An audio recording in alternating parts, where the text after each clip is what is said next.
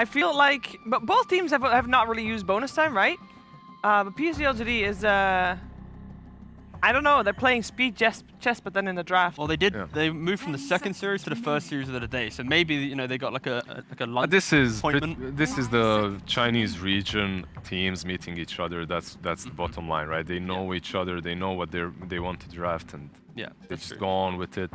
If you're taking time, they were at the LAN, right? So if you take too much time to ban the other guys looking at you, can you hurry up?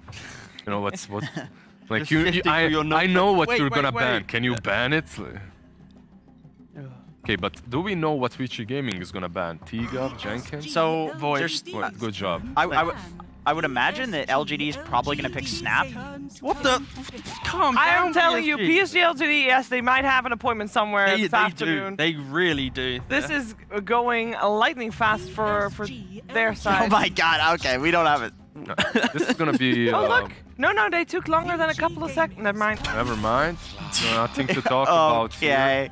Minus armor everywhere. Yeah, Slaughter, TA, Snapfire, the last time that this was run, of course, they had like the ET and a Drow. They had a Drow, yeah. But Roshan will be falling very quickly. And for Vici Gaming, when you pick up the double spirits, it's about trying to poke and prod. But if they do that and they're out of position, they will instantly die to one stun and the layered damage that PSG has. I want some more spirits. Some Vengeful Spirit, some Storm Spirit. Spirit Breaker. Spirit Breaker. Like, they have options. Darkseer. Okay, Darkseer and Earth Spirit together. It hasn't really done too much recently, but this is scary. Ember with Darkseer with Iron Shell. It's a tough TA game. It's a very this TA literally dies in 2 seconds. Yeah, he needs a BKB before he fights. If you Iron Shell the Ember and Iron Shell the Earth Spirit, if they jump her, she's dead. I give it 2 seconds max. Yeah. Just disappears. Your health bar just goes. It's gone. We've also seen this style of draft in regards to like Darkseer, Ember, Earth Spirit. It wasn't an Earth Spirit, it was a time for Team Spirit. Their laning phase was not that optimal, and these heroes, when they don't have a good laning phase, instantly fall behind. So there's just a lot of kind of notice to put on like the Ember. He needs to do well in his lane, steal away the jungle, and then Darkseer, Earth Spirit, they need to find kill threat. And PSG, they have last pick, so this carry matchup will be advantageous going into a Darkseer lane. I would usually agree, but Ember, even if he sucks in the laning stage, as long as he gets level 6 or 7, and he goes to as long as he says, yo, Darkseer, can you Iron Shell me? Please. Please.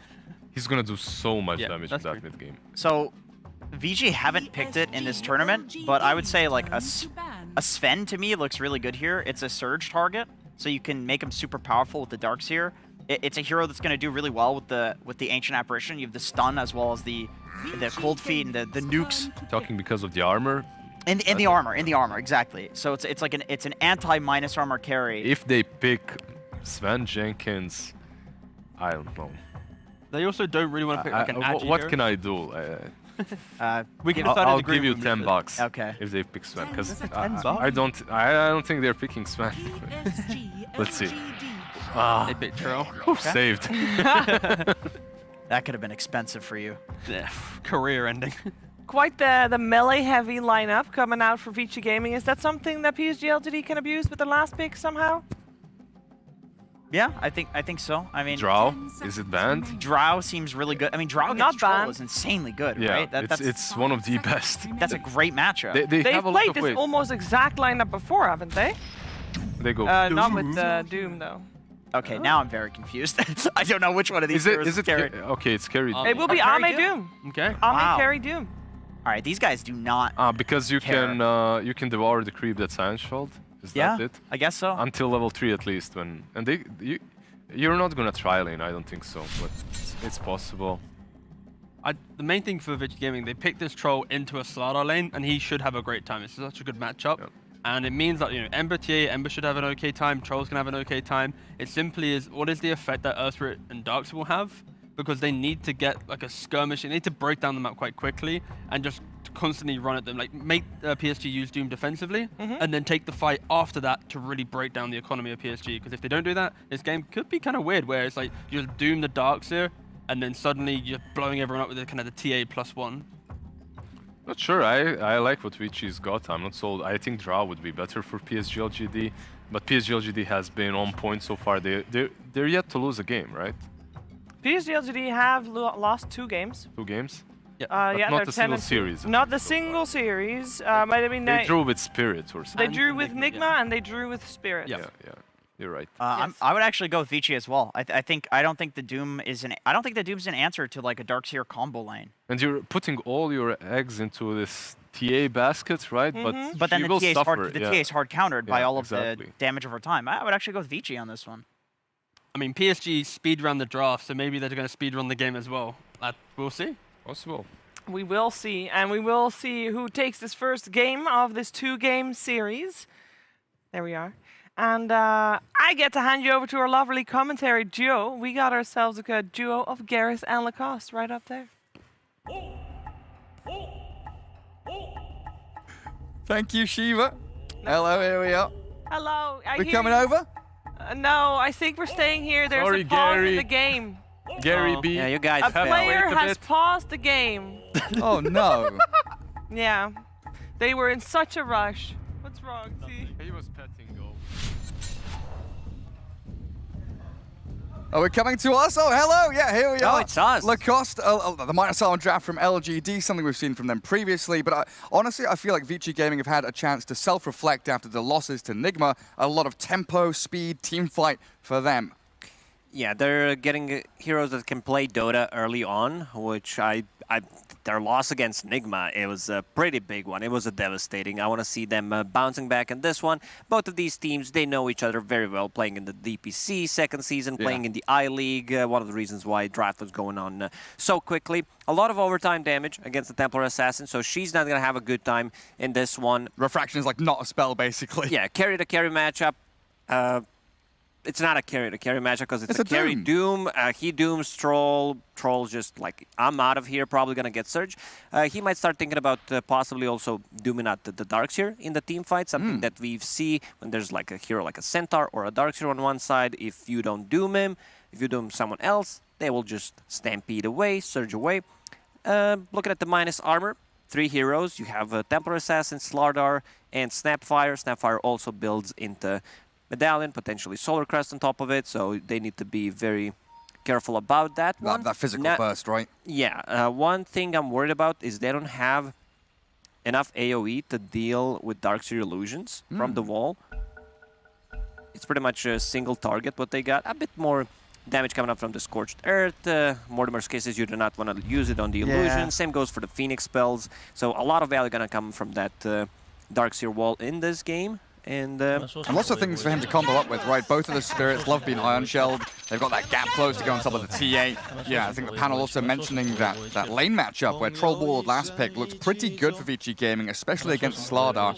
Faith Beyond on that Slardar, so good against the melee heroes, but you put a Troll in there with ranged axes and you make sure that he doesn't get that full strength from his bash as we get ourselves properly into game 1 here at this best of 2.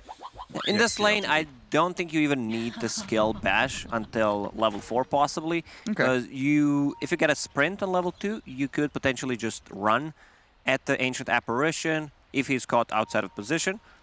And we see more and more carries just starting out with magic sticks. Troll starting with the magic stick. And we've seen also like Bracer build-ups on some of the heroes, like GH prioritizes that one on Phoenix. And now we see Ame on the bottom lane, with casual Bracer going into 2 Bracers. Not bad. Oh, really? Double Bracer Doom. Well, he'll tank himself up, you know, against the Iron Shell. Of course, that Devour against the Iron Shell creep that Jenkins was mentioning. Just try and stop that lane shove coming in towards your Tier 1. Vici Gaming there. All set up around the bottom. Bounty runes under Radiant Vision. So PSG.LGD know exactly what's going on. No aggressive moves needed. Sit on their side of the map and set up their lanes. As you said, you've got that Doom down bottom. Going to be paired up with the Phoenix. As Ame sitting pretty far forward. Is he going to try and devour as quickly as he sees that creep? Because they're moving in for a tri-lane down here. He might be in trouble if he decides to go for that play. Iron Shell already on Darkseer. And there's not too much that Y can do down here to really defend him if he does get jumped. Ame might be a bit too tanky, even with the 2 Iron Shells. Sitting at almost 800 HP. Nothing to say. Excuse me? Sorry. What? Thanks, guys. Thanks a lot. That is actually unbelievable. Ember Spirit dies I want to see that 40 one again. seconds into the game. It might be that Templar Assassin hit level 2 faster, and I see no refraction build, so might surprise him with that melt hit. We were joking about this at the start, looking at the Magnetize, the Iron Shell, the Ice Blast, all that damage over time, saying refraction's not really a great spell, and the Flame Guard added into it. I mean, Melt Strike, Side Blades, level 2 TA. Considering how much overtime damage they got, it might be Side Blades, Meld, and Stats build. I'm just joking, but you know, we've seen different kinds of build on Faceless Void when they're putting only 1 point in time dilation. Same goes for TBs with the reflection.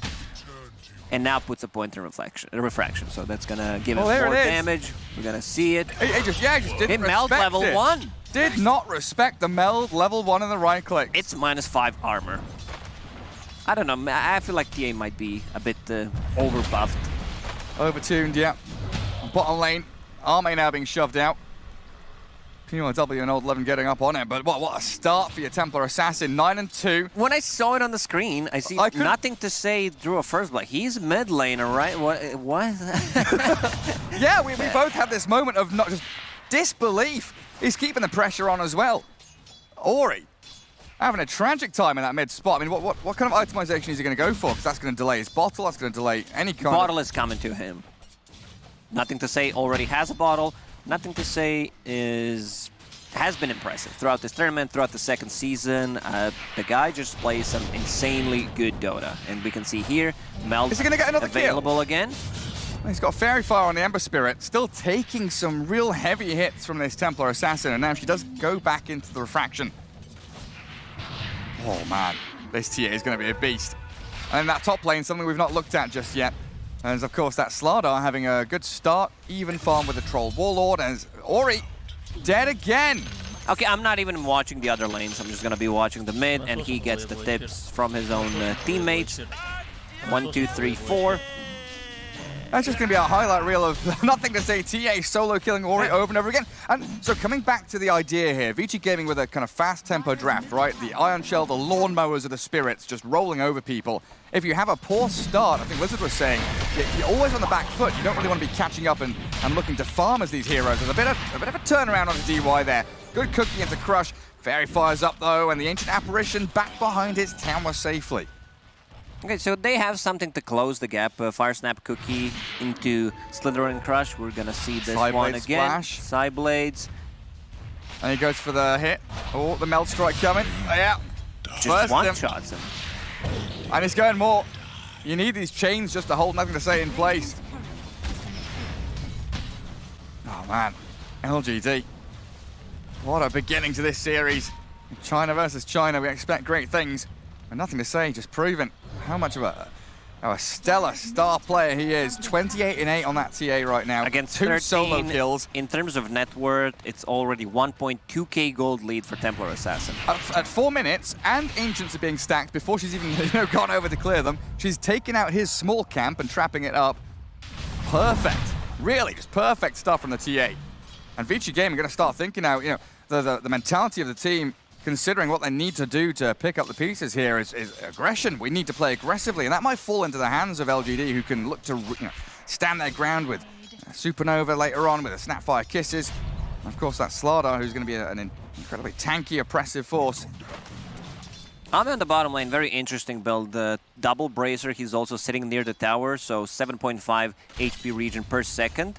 Doesn't care too much about the Iron Shell. Every single time there's Devour off cooldown, he's gonna eat the creep with the Iron Shell on. What does Ori start to do now? Like, is that lane playable anymore in the mid spot? Not really. He's level 4, while Templar Assassin is level 6.5, and huge stacks being made. Oh, yes. Misses the last one on the Ancients, I believe, there. But still a huge, large camp. Yeah, what a noob. I didn't stack it the 6th time already, 6 minutes in. Does TA come and clear them now? Like, everything is happening so fast for LGD. T was saying they've speedrun the draft, they're going to speedrun the game, and it looks like they're looking to set a new world record here. But Vici Gaming with some moves of their own. Cold Feet there, holding Faith Beyond in place. Slardar slain by DY. And Old 11 also cutting waves bottom.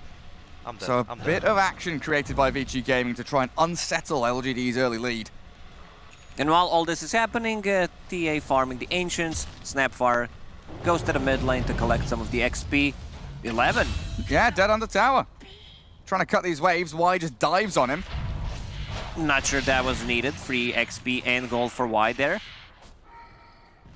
Do you think part of this comes back to their series against Nigma, where Vici Gaming have been shaken a bit? Probably, because they lost, what, the whole series in less than 40 minutes? Yeah, it's like a 15-minute game, then a 25-minute game. Very, very speedy best of two that Nigma took over them. They've definitely got to get something done here. Bounty rune grabbed up by Y. Mid lane being held there, like you say, by the Snapfire. So PYW and Ori, considering their options, can't really go gank Doom bottom. It's too tanky. TA is not under any kind of vision here. Radiant have that one observer ward in their own triangle. Well, nothing to say. 4,500 net worth, 6.5 minutes in, and a huge lead building up. 3K doesn't seem like much, but at this period of the game, we're usually seeing 900 gold difference between these top teams. Yeah, he's too speedy. Usually what you want to do is clear the ancient stacks after the 7-minute mark, so you get all the tier 1 neutral items from him.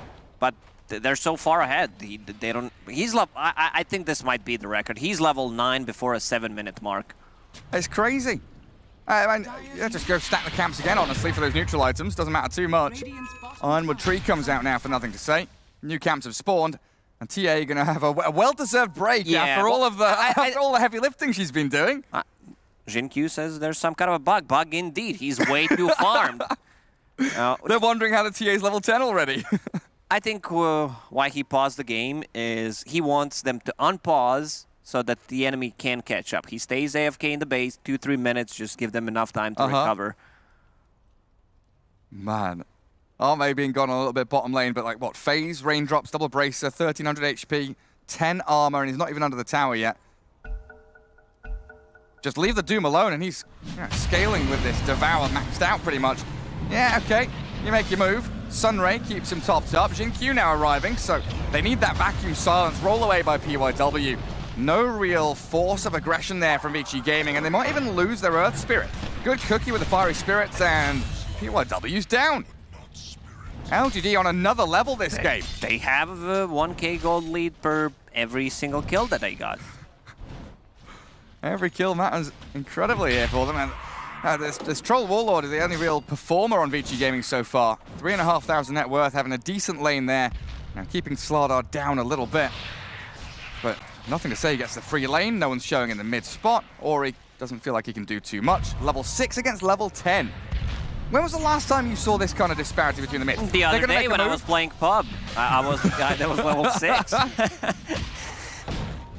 No, in a professional game, I don't remember seeing this because mid matchup should be much closer since the introduction of the water runes and everything. But that melt level 1 surprised him and it's crushed him. He snowballed. Spirit's crushed. That's Dragonlance done. With the Sideblade talents as well, so now you've got that incredible range TA. And she can just keep farming jungle. There's no... Another stack. The thing is, there's no rush here for LGD either. Quite often in these kind of situations, we're thinking, hey, this team with an early lead needed an early lead to actually fulfill their draft. But PSG.LGD, they've got tons of minus armor that scales into late game. They've got Doom with Devour, scales into late game. Nothing to say. he might be able to solo Roche at this point. He might. Like, this is going to be the play. Once he finishes the Deso, if Slardar is there, they can smoke up with 2 of the heroes and be able to just kill the Roche alone. Good pickup on the bottom. Finally, Ori being involved. The 1 kill on the map that they can get, and you're right, yeah, Ori moves into that bot lane, put a bit of pressure onto the tier 1 tower, while DY defends mid tier 1, glyphing it up as well. LGD a little bit late to the party top. They're not really collapsing on that opposing objective. It's just Slardar up there, it looks like. Troll Warlord a little bit afraid of his life. He does get into the trees. Poyo going to cut through, consider where he wants to move as they roll towards. Nothing to say. A big kill if they can have it. In comes Ori, the traps are thrown. Nothing to say. Turns with the Mel Strike. The Sunray, the heal, not enough. Massive pick-off of Vici Gaming. And a deny on the tier 1 tower. So they even get the gold from denying the tower. 270 gold for DY. He is going to get closer to level 6, so they can start setting things up on the side lanes. Troll Warlord having a decent amount of farm. Like, compared to Templar Assassin, he doesn't have that much, but yeah, he didn't get the 3 solo kills. Well, it's a long time to be dead by the TA. Yeah, you're right. As soon as she's back up, LGD can get on the map and think about their next move. Faith Beyond without Hood, going into Blink. Incredibly tanky Slardar can frontline for them with the Doombringer, who's rushing BKB. So it is a fast-paced tempo set by LGD with a scaling lineup. Sometimes it's bad to be this good. Chat knows. Chat is on this nothing to say level. They know how it is to just be 4 levels ahead, then die and stay dead for 30-35 seconds, 10 minutes in. What's her XPM at, actually? Like, level 12. 10 minutes in. Yeah, 4 levels ahead of literally anybody else in the game. It's Doom and Slardar closest to her, 9 and 8 there. Like, this sounds like it's illegal. Level 12, 10 minutes in. Yeah, there's something happening. That bug pause they had, maybe that's got something to do with it. Old 11 going to TP out of bottom lane. And tier 1 top, still an objective that LGD are yet to claim. AniMajor's on the wave, so the Remnant's in from Ori. PYW and DY there, the Ice Blast connecting, and Doom, he chucked his ulti onto the Ember Spirit.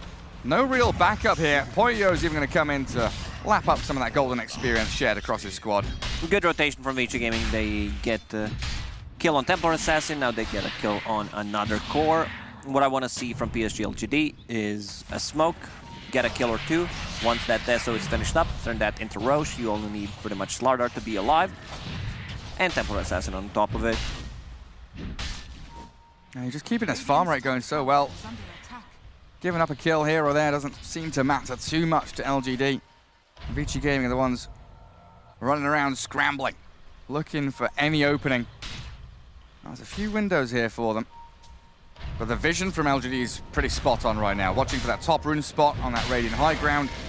Entrance to their own jungle also covered. And now they come in to defend their TA mid.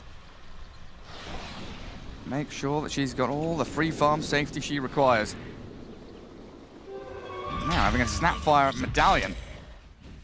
Big timing on PSG.LGD, where they're gonna have BKB done in the next minute. Deso already done. That medallion that you talked about will be turned later on into Solar Crest. Hood on Slardar. They just have too much farm. It's very hard to synchronize when one of your cores is just popping off. Like, you need to slow down, you have an extra item. You have to think about your synchronization with that BKB timing. Straight into Roche Pit. Deso done. Little Shredder maxed out. What's the minus armor like on that Roshan, man? Minus 18, minus 36. Okay. There we go. Big man, he's dead. See you in 8 minutes. And now TA with Aegis. Kisses launched. DY in trouble. Brought within an inch of his life. The kick away by PYW. Saved the AA. But LGD with such a firm grasp on this now and ready to fight at any given moment, like this Doom.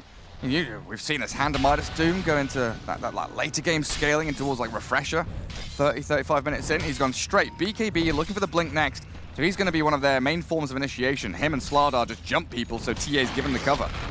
They have enough tower damage, so this is why he's itemizing into these earlier items to be able to keep the pressure on the map. Now with the Templar Assassin picking up the Aegis, they will go for the top tier 1 tower. It's not going to get defended, it's already too late. And then going into Blink Dagger, I also want to see an earlier BKB on a Templar Assassin.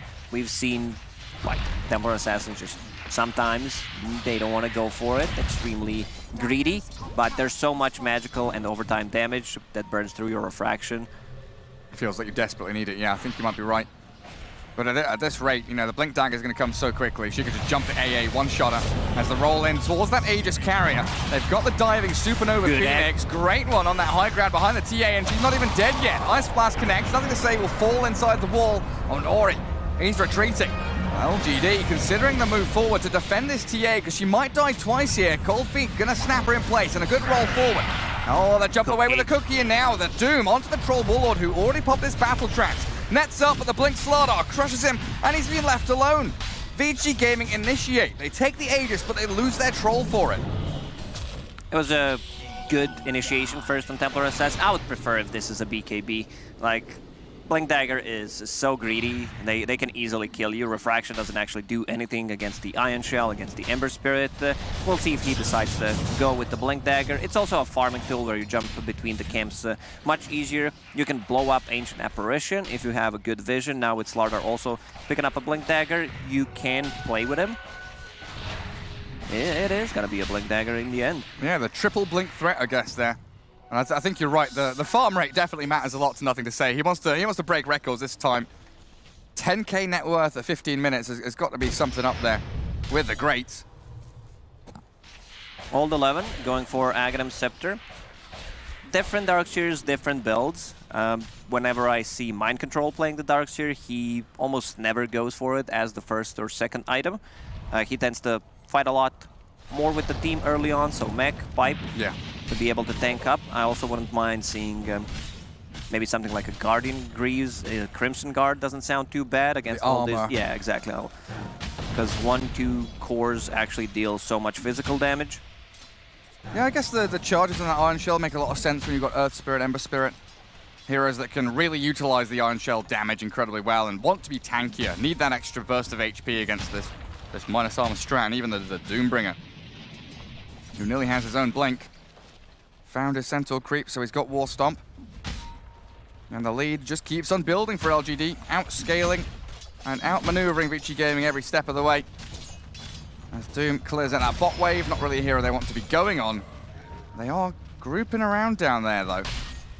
AA, Troll, and even that Ember Spirit coming into that bottom jungle, but under Radiant Vision, so Ori will realize no jungle camps here. Nothing that I can get done, and an immediate D-ward from DY. And look at the way Ame's farming. He's hiding behind the trees, dragging the creep to his side so that he has like a time to react. It's all about that small things in Dota, the efficiency. Poyo, a hero we've not really seen too much of. The Troll Warlord's been farming for the most part this game. Yeah, different item build, not a single farming tool. No Battle Fury, which is not a thing anymore unless you're playing into maybe the Phantom Lancer matchup. I've seen Diffusal Blades, I've seen Maelstroms to be able to increase your farming potential. This time around, wants to be able to dispel those fiery spirits and dispel corrosive haze. Here they come. Okay. Nothing to say, just blow straight through. And this DDPA, good stomp as well. The Doom in towards Ori. They're just being run over. LGD are crushing it. Vici Gaming have no response. They jump on Darkseer, who is pretty much the main source of damage for Vici Gaming, so he also needs to be able to reset. If someone gets them, surge him away. LGD all wise up at the front. They'll spend the Magnetize for him. They get one kill off the back of that disastrous battle around their tier 2, but Nothing to Say Templar Assassin just destroys the building. The structural damage from LGD is substantial. And the DD rune, of course, helping out a fair amount. It's outpost time. And that's going to make life even harder for Vici. They're losing out on their Ancients. TA just so freely floating around, finding runes, bounties, and arcanes. BKB's coming up for her soon as well. Troll Warlord going into Aghanim Scepter next year, that Manta Ag, so no Maelstrom, no BKB, no SNY. I think it's a bit of an overkill, where you dispel enemies and you dispel yourself. Where's the damage gonna come from? I'm really not sure, yeah. Ion Shells and Ember Spirit, I guess. But you're still so reliant on all that magic damage when the BKBs are all here for LGD. Your ability to kill people off is going to be minimal at best. And great positioning here from Y. A little bit delayed reaction to that Sleight of Fist, but he still pops the smoke. 4-staff dive away. My concern here is you have Manta Style mostly for... It's a good stat item. It doesn't give you too much damage. It's a dispel mechanic, so why do you need another form of, like, dispel? Yeah. You can dispel Lel Shredder, you can dispel Solar Crest, Corrosive Haze, Fiery Spirits. Melt Strike? That's not dispellable. Okay. Even the minus armor debuff's not? Because you can't dispel her invis, right? Like, it's with those tooltips you can get a little bit confused. I'm not questioning you, Lacoste, I'm just wondering myself. You're right. It's the same with Arctic Burn. I remember we had this discussion with Arctic Burn as well. Yes, because I mean, the cannot be dispelled means that like you cannot remove, you cannot use, I don't know, Brewmaster's split to dispel it. But minus armor can be dispelled. Okay. So maybe they're, you know, thinking about the Fiery Spirits and the minus armor for sure to try and focus the egg or do something, because he's the only one that can really hit the egg. Smoke from LGD. Invading the triangle, getting onto that dire side of the map, forcing Vici Gaming to play topside. You know what I'm gonna say? Last time I tested it, it worked like that, so I have all the bases covered. Last time we tested it, Lacoste. Yeah, last time we tested it. Last time I tested it in 2017, it did the spell. So yeah, Phoenix, a bit underleveled, level 9. You would want to have that level 2 Supernova possibly, buys a book, which will get him closer to that, but still need one more big fight to survive. And now Templar Assassin, level 18, means more traps, and also means more damage. More damage. Yeah, and LGD playing for second Roshan here. Roll onto the Ice Blast. Arme has the backup though. BKB and the Blink Stun. PYW will roll out of danger, but the Doom comes straight onto the Darkseer, and Arme runs forward. Low. The Kisses landing in onto Vici Gaming, and Arme, he's popped his one. Good he's more stabbed away, but the Remnant chase. Ori finds the catch in the back while PYW cleared up. The TA's on the support. The backline's been shredded. Poyo, you can do all you can against this. Nothing to say TA, but Ori can't stand his ground against it. Y comes out with a double kill, and the Troll is stuck in the tree. There's the ulti just to buy a bit more time. He can't lifesteal enough, though, to deal with a Sunray burn and a minus armor pummeling from LGD. And now they're going to go for a tier 2, maybe even try to knock on tier 3. Good Doom on a Darkseer. This is exactly what they need to do 2 times in a row. Darkseer does not get Vacuum off, does not get Ball of Replica, so no real damage. He can't surge people away from the fight. Double Force Staff on one Force Staff, apologies, on Y, which pushed him, and one on Slardar, never mind, 2. Just making sure. Yeah, that ability to get away from the jump, keep the TA moving. Because now she can use the Blink Dagger just to focus on aggressive moves with it. Nothing to say. Don't know if she's getting gone on there, but here, the replay, the Kisses. Landing in perfectly, zoning them out. That Doom on the Darkseer meant there was no back wall, no turnaround play, and the burst damage from that Templar Assassin shredding through everybody on Vici Gaming's side. And Y coming out with that double kill, really beautifully done. All set up by Arme's Doom. You know, he dies in the end, but he's not the real carry. Templar Assassin, the position 1 basically in this match. Roshan will respawn in about a second, so they can go inside and kill it. 40 seconds until the next Doom, and also a big item coming out on Doom as well. Shiva's Guard to be able to deal with the illusion, slow them down. You even give vision into the trees. Yeah, that's most important. Just provide vision so that your Templar Assassin and Slardar can get good jumps. Especially when you've got a few slippery heroes there. The 2 spirits can hide in the trees quite successfully. And Vici Gaming smoking. Completely obscured by the fog of war, and they're walking into the Roche Pit. On Ori. Casual chainmail, and the Lotus Sword. So another form of dispelling, which also gives them armor. He needed it. So he went phase boots chainmail with his wand to the bottle, and the rate at which he was dying, he needed some kind of small build-up item. He couldn't really go for anything too big too quickly. Roshan here, not attempted by Vici, but they know that it's alive, and they know that this is very likely their last chance to have some kind of fight with LGD. Vici, they need a big wall. Right now, Ori. Keeping vision in the pit. Yeah. Troll with the axes. Vortex spots inside there, but Arme, he's the one to kick it off. Ice Blast towards him. Poyo down to half HP, being burnt by the Sunray as well, and these Kisses.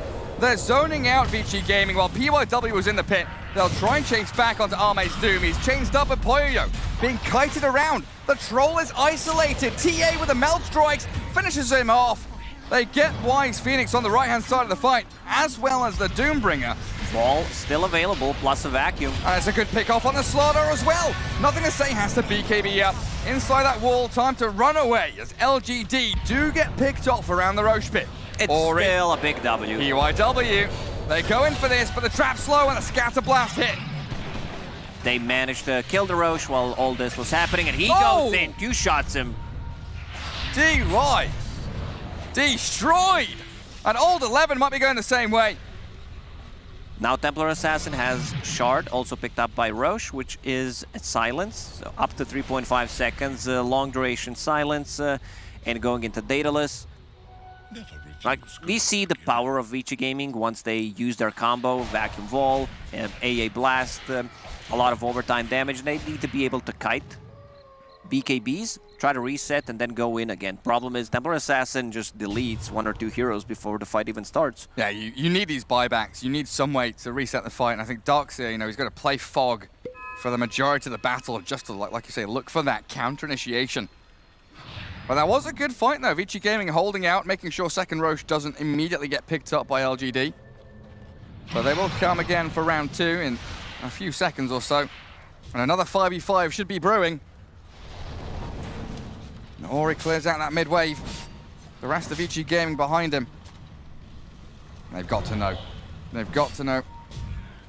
If something's up there. Blink in from Arme. He gets turned on, though, as Poyo being found down in the bottom lane. Ice Blast connecting onto nothing to say. The kisses towards that Troll Warlord bot, though, as Faith Bian tracks back onto Poyo. Trolls down to the Sunray. No, he gets the battle trance off, but the kiting begins. 4 staffs and that Corrosive Haze with the chain stuns going in. Crush and Cookie landing perfectly, while PYW, the long-range projectile, clears him up as that Aegis reclaimed out by the TA. Ame's madman. He jumped in with no BKB whatsoever.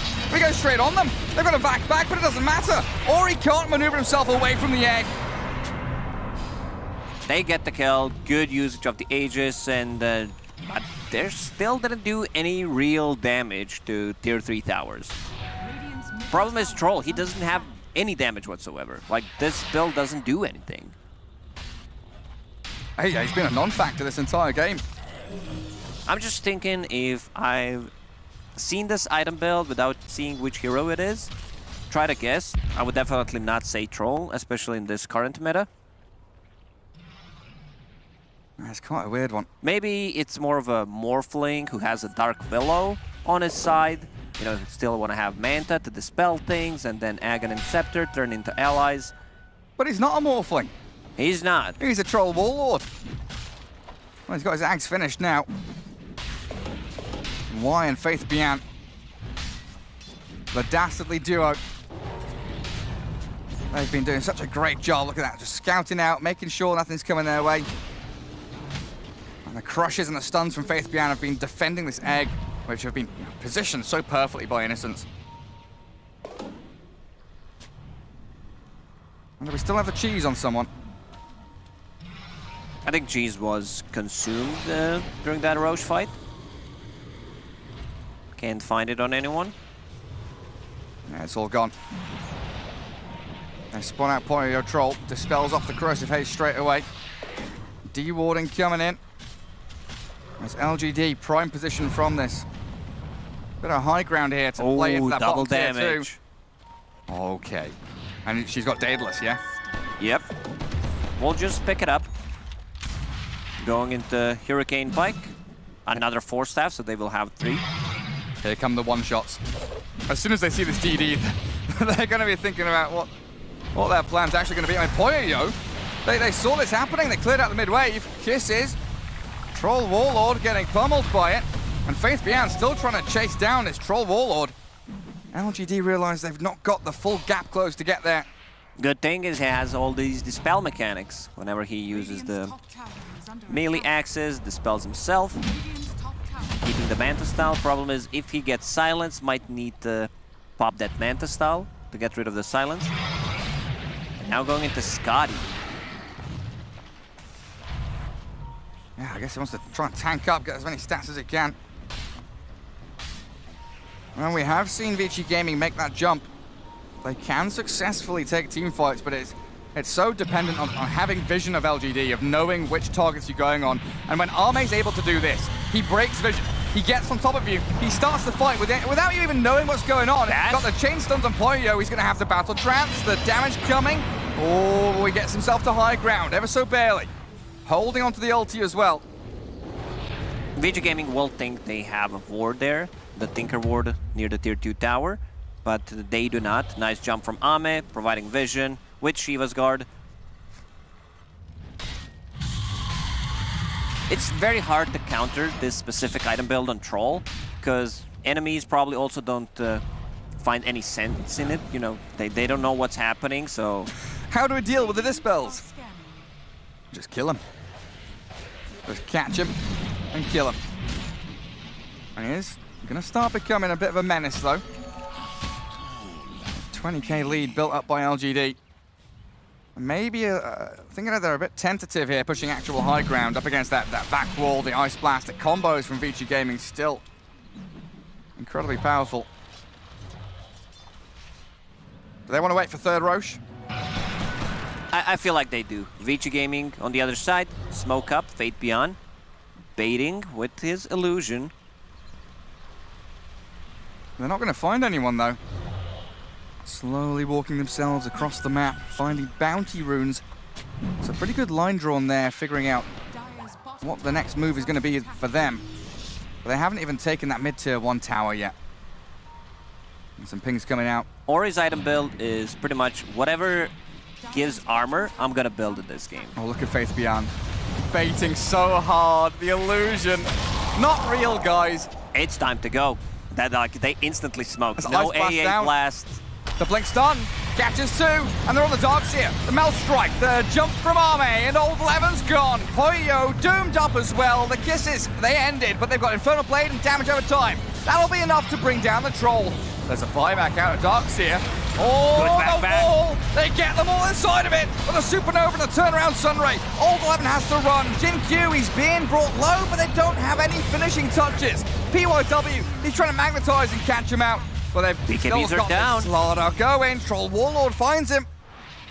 They catch two cores, but they expended 2 buybacks, one on 11, one on Poyo-Yo. Roche may respawn in 3 seconds. If it's a fastest spawn, this could be a game changer, and it's 9 seconds. It's instantly gonna spawn. So quick.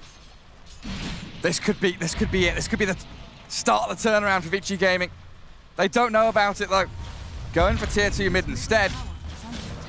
Jin-Q positioned behind the trees. Cookie on a creep, clear out the wave, make sure the push ends right there. Vici Gaming sticking around. They don't have Vac Wall, they don't have some of these big cooldowns that they would like to play with, but a roll in. Ember Spirit started on the Snapfire, they dive in Fiery Spirits, but that's Jin-Q gone for a minute. Now nothing to say, being dived. He might jump in. Could maybe, yeah, one shot into some of these heroes. Wants the creep wave instead. Gets a bit of a side blade splash back there onto Vici. And Roshan. Roshan is being pinged out. They have a trap inside it. Unfortunately for Vici, they didn't check the Roche. They would have enough damage with the Troll, you know, just pummeling. Doesn't have a damage item, but eventually would bring it down. And now they go in. Aghanim Scepter on top of Cheese and Aegis. Who do they give Axe to? I wouldn't mind TA. Yeah. Why? Because why not? Yeah, Aghanim Scepter has been so powerful. Jumping around, controlling the map. I think we saw Sumail also doing that little bottle refill, right? Going back to Fountain, refilling bottle. And then jumping out across the map again. Paladin Sword there as well for the T8. Going into Nullifier next. In this situation, you would love to find Spider Legs as tier 3 item. This is one of the reasons why Spider Legs feels like the best tier 3 item. Because you are out of slots. Would prefer to have a BKB. Would prefer to have some kind of a move speed. I guess Pike and Blink Dagger give you a bit of maneuverability, and you've got double Force Staff on your supports as well. So they'll rely on that to give a movement in the team fight. Yeah, tier 4 items dropping in the 3 minutes, so he might get some move speed from Flicker. Yeah, like a Flicker, yeah. But here comes an 8 or T8 gear. A Nullifier, 6-slotted T8. This Nullifier is pretty big. He ruins Ancient Apparitions build completely. No Force Staff, no Ghost Scepter. Same goes for Earth Spirit, he has one. And with some lucky crits there, TA could definitely, you know, 1 or 2 shot some of these heroes. Still being quite patient with the way they're moving towards the base, though. level 25 on TA is so good. You have 14 refraction charges. They have a lot of overtime damage, but you know, the damage that you get from it, not just defensive one, but offensive is pretty damn good compared to old talent. 1 second melt hit bash, before it was 1.5. Now that it got nerfed, I'll keep that thought. Trying to do something drastic here, but they've lost DY. I mean, comes that Templar Assassin just finding the back lines. The Ghost Scepter roll away, PYW escapes, but Ori found out by Faith Bian. Unfortunately can't get the crush there, while Poyo jumps upon him, doomed by Arme. They come in and slay Old 11. The Darkseer's gone, no buyback on him, and the Troll Warlord, he's dead. Nothing to say comes out with a triple kill after finding PYW, and GG's called. It's a long time coming. I mean, since those 2 kills that TA got on that Ember Spirit, we felt this game just completely slipping out of the hands of Vici Gaming. Yeah, it was a complete disaster. Getting Meld level 1, being able to surprise him with that -5 armor, gets 2 kills because of it, and completely snowballs out of control. She was, what, level 12, 10 minutes in, with Pike and almost full Deso done, power treads on top of it. Just a disgustingly good performance, and just across the lanes, right? They drafted very quickly, they played very quickly. The double brace of Doom against the Darkseer made sure there wasn't really that much pressure in the safe lane. Faith Bian Slaughter always spot on. The Hood, the Blink Dagger, synchronized perfectly with the rest of his team, and they just were able to steamroll them. Pretty much. In this game, Templar Assassin was position 1. Doom was more of an off-lane guy. Troll Warlord did not get to play Dota. Personally, not a big fan of his item build. I don't feel it did anything. Would love to, you know, see what other panelists have to say about this build for sure. Yeah, I mean, just nothing to say. I think that really is the key to that game. The Templar Assassin, Meld level 1, the 2 solo kills on Ori. The fact that the game plan there for Vici Gaming, the panel went over it, we talked about it a bit. They needed to be speedy. They had these spirits, they had Iron Shell, they wanted to play fast, and you lose out in the laning stage like that, and all of a sudden your game plan... They were very speedy at feeding, giving away kills to PSG.LGD. They were very quick. Well, we can hear what Shiva and the rest of the panel have to say about that game. Thank you very much.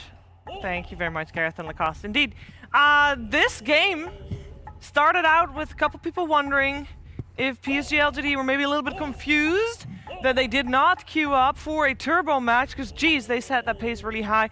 And here with T-Gov, Lizard, and Jenkins. And Lizard, you we ended the draft, and you said something along the lines of, well, PSG.LGD, they put all their eggs in the TA basket, so might not work. Yeah, please, burn me some more, Shiva.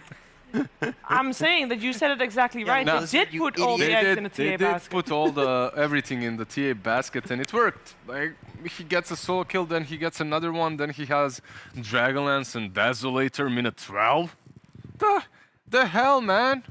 Like, when I play Meepo, I don't get that farm. He was minute 10, level, what, 13? Let's not mince birds here. This is very important.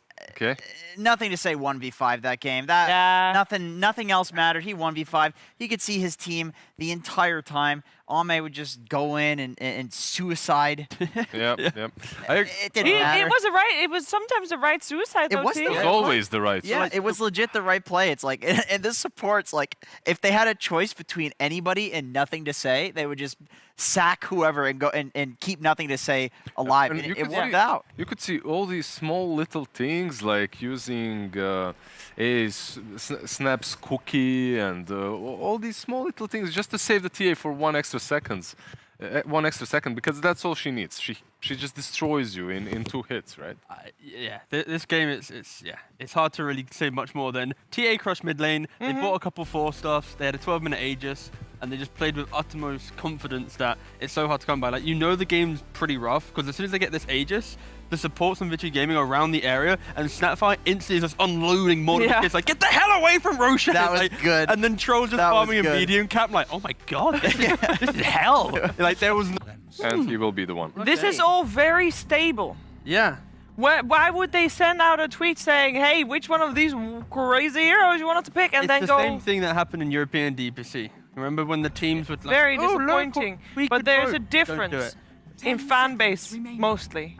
About There's a 1,000. massive fan base for PSG.LGD. They're going to be very sad. And wasn't there a Singapore major team that tweeted out IO and then never picked it because they actually couldn't play it? That was done the Predator. I was gonna Yeah, say, yeah. I think it might be a debate, although it didn't seem to work with the bans at all. So It's not as if the hero's like, oh, should we pick, you know, the Ursa, the PL, or the TB, you know? But I don't like the PL though. This hero overall hasn't done way too much in the major. Maybe they'll find a different way of playing it. Most of the time, when I've seen PL work, it's with the Aetherlance and Shard, and then later on, Octarine. I do think the mana burn works really well though against the Mars plus the DK. It's two like strength guys that have really low mana pools but need to use their mana. So you can fight just based on these heroes having no mana. You don't even need to kill them. Just drain their mana. I get that. I agree with you. I think the hero. I think the hero's just way weaker. And you have Breathe Fire against you as well. You have Lion level 25, Kappa. We're gonna get there. even though Vici Gaming has last pick, I still think that Juggernaut, for example, would be really good. I remember during European DPC, Jug PL matchups were pretty decent for Jug. You go for the Shard, you have like a Mjolnir, you just kind of spin him down, and they kind of need a little bit more, pace within their carry to get them out of the game. Like Vici Gaming is looking to play before the PL comes online, because PL, there is no answer right now. They picked it fourth after seeing all of Vici Gaming's heroes. What about Po-Yo-Yo Troll again? It can only get better. Po-Yo-Yo. That did not look that. Yeah. That was tough. pretty bad. That was tough. That's So But give him a chance. You know what? Exactly, yeah. Okay, well, I was gonna say Leshrac, but the Nyx kind of blocks that. But I'm thinking why not go with something that's more of a mid-game kind of carry? I like DK, Mars. Like I feel like these four heroes that Vici So have. just play the tempo. Yeah, play tempo. Yeah, Shiver, what do you think about that? Like, what tempo hero? She literally flew under the radar this whole panel. Dude, if you guys are talking about the draft, I'm not going to interrupt you. Please. Nobody wants to listen to me Take predict over. picks. Take over.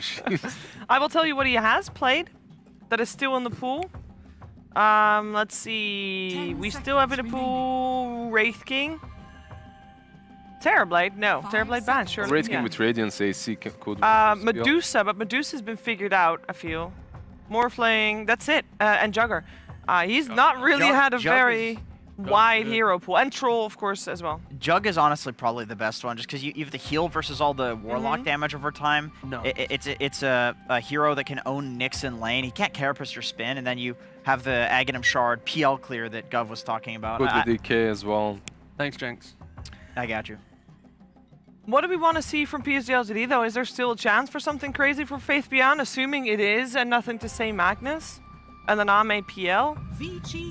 Then we are going to see Faith Beyond Leshrac. Ooh. Leshrac coming out from them still. Okay. The offlane Lesh, yeah. I like the fact that PSG is one of the few teams that is still running like melee 4 with a ranged offlane. So many, people just go, it's by Vanguard, let's be tanky. For them, Fate Beyond really thrives on these heroes. Yeah. In the Singapore Major and Season 1, Oh, there you go. it was Juggernaut! the Prophet and the Viper. Now it's a little bit of Flash. Also Viper banned out. Po-Yo-Yo Juggernaut. I just hope I Love get Reddit his like set! DHJ did. Oh, you guys I can't call see it at hero home. a carry, so just saying. What is that set? You'll see it soon. Don't worry, you'll know exactly what I mean. Looks cool. Very. Who? On Jug? Yeah. Yeah, it's pretty cool. That's very I cool. like the Dragon Knights one as well. It's badass. We can't talk about sets too much because they don't see it at home.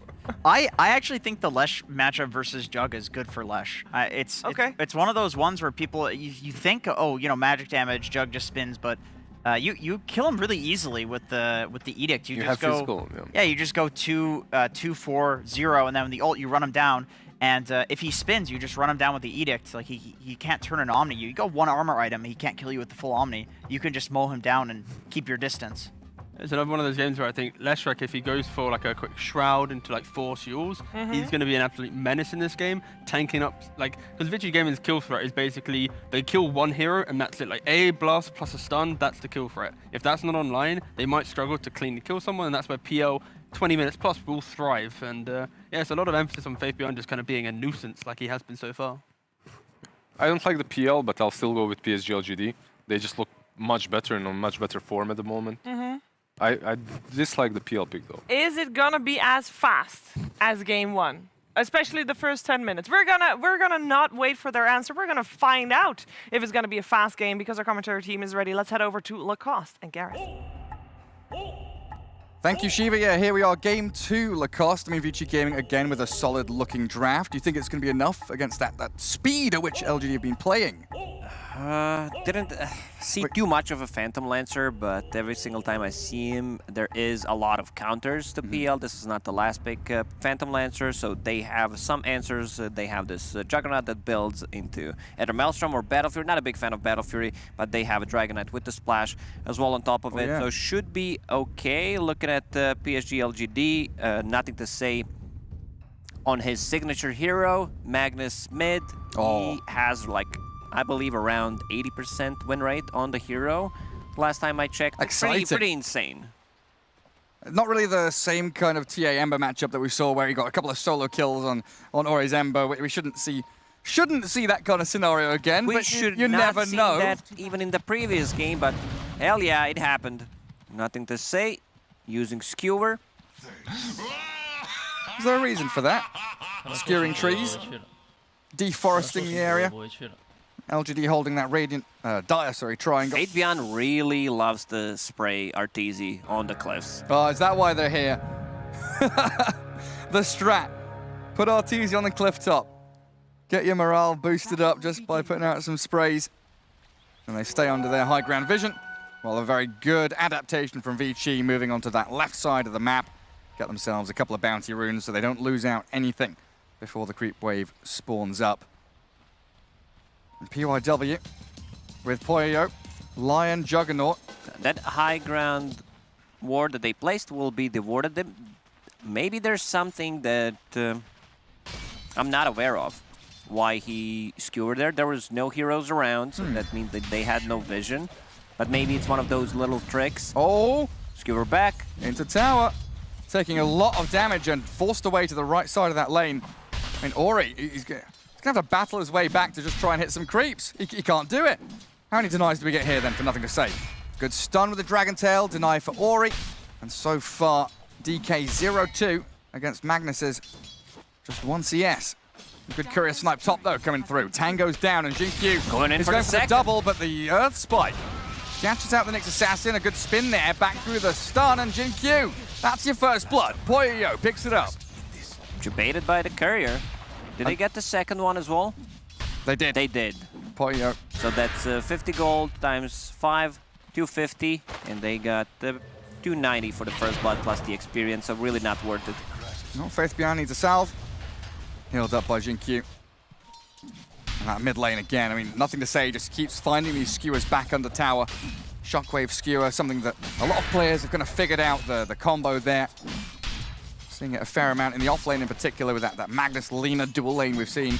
When you think pro players can get any better, then you see the combo that you mentioned, Shockwave into skewers. We see Mars getting better and using the spears just to pull people back from it.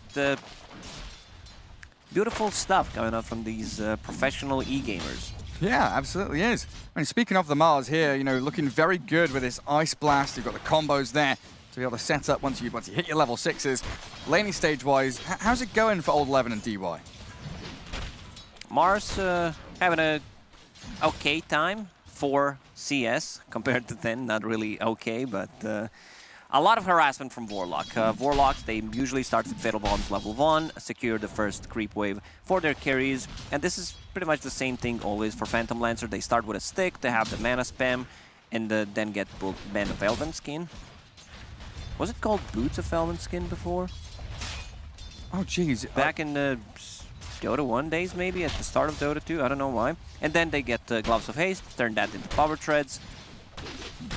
So Dragon Knight on the mid lane should be fine, even with the skewers back, 2 points in Dragon Blood. This is a new type of build on Dragon Knight where Dragon Tail actually deals damage, 70 mana, 70 damage, 2.5 second duration stun. So instead of getting that Breathe Fire, I've seen even like 1-4-4 build on Dragon Knights. And just maxing it out. And you can even use it to secure range creeps or whatever you want to in that lane. Nothing to say, going to clear that small camp while these Fatal Bonds bottom lane really are a nuisance. Mars and this Ancient Apparition just taking Fatal Bonds and Lances to the back of the heads consistently. Obviously, Magnus clearing through small camp as he does, but a good stun top. Impale back from PYW allows Poyo to get away from Jinkyu. But so far, across the board here, 3 Radiant Cores all farming very comfortably. While the Cold Feet snaps bottom, Old 11 can't really do anything else.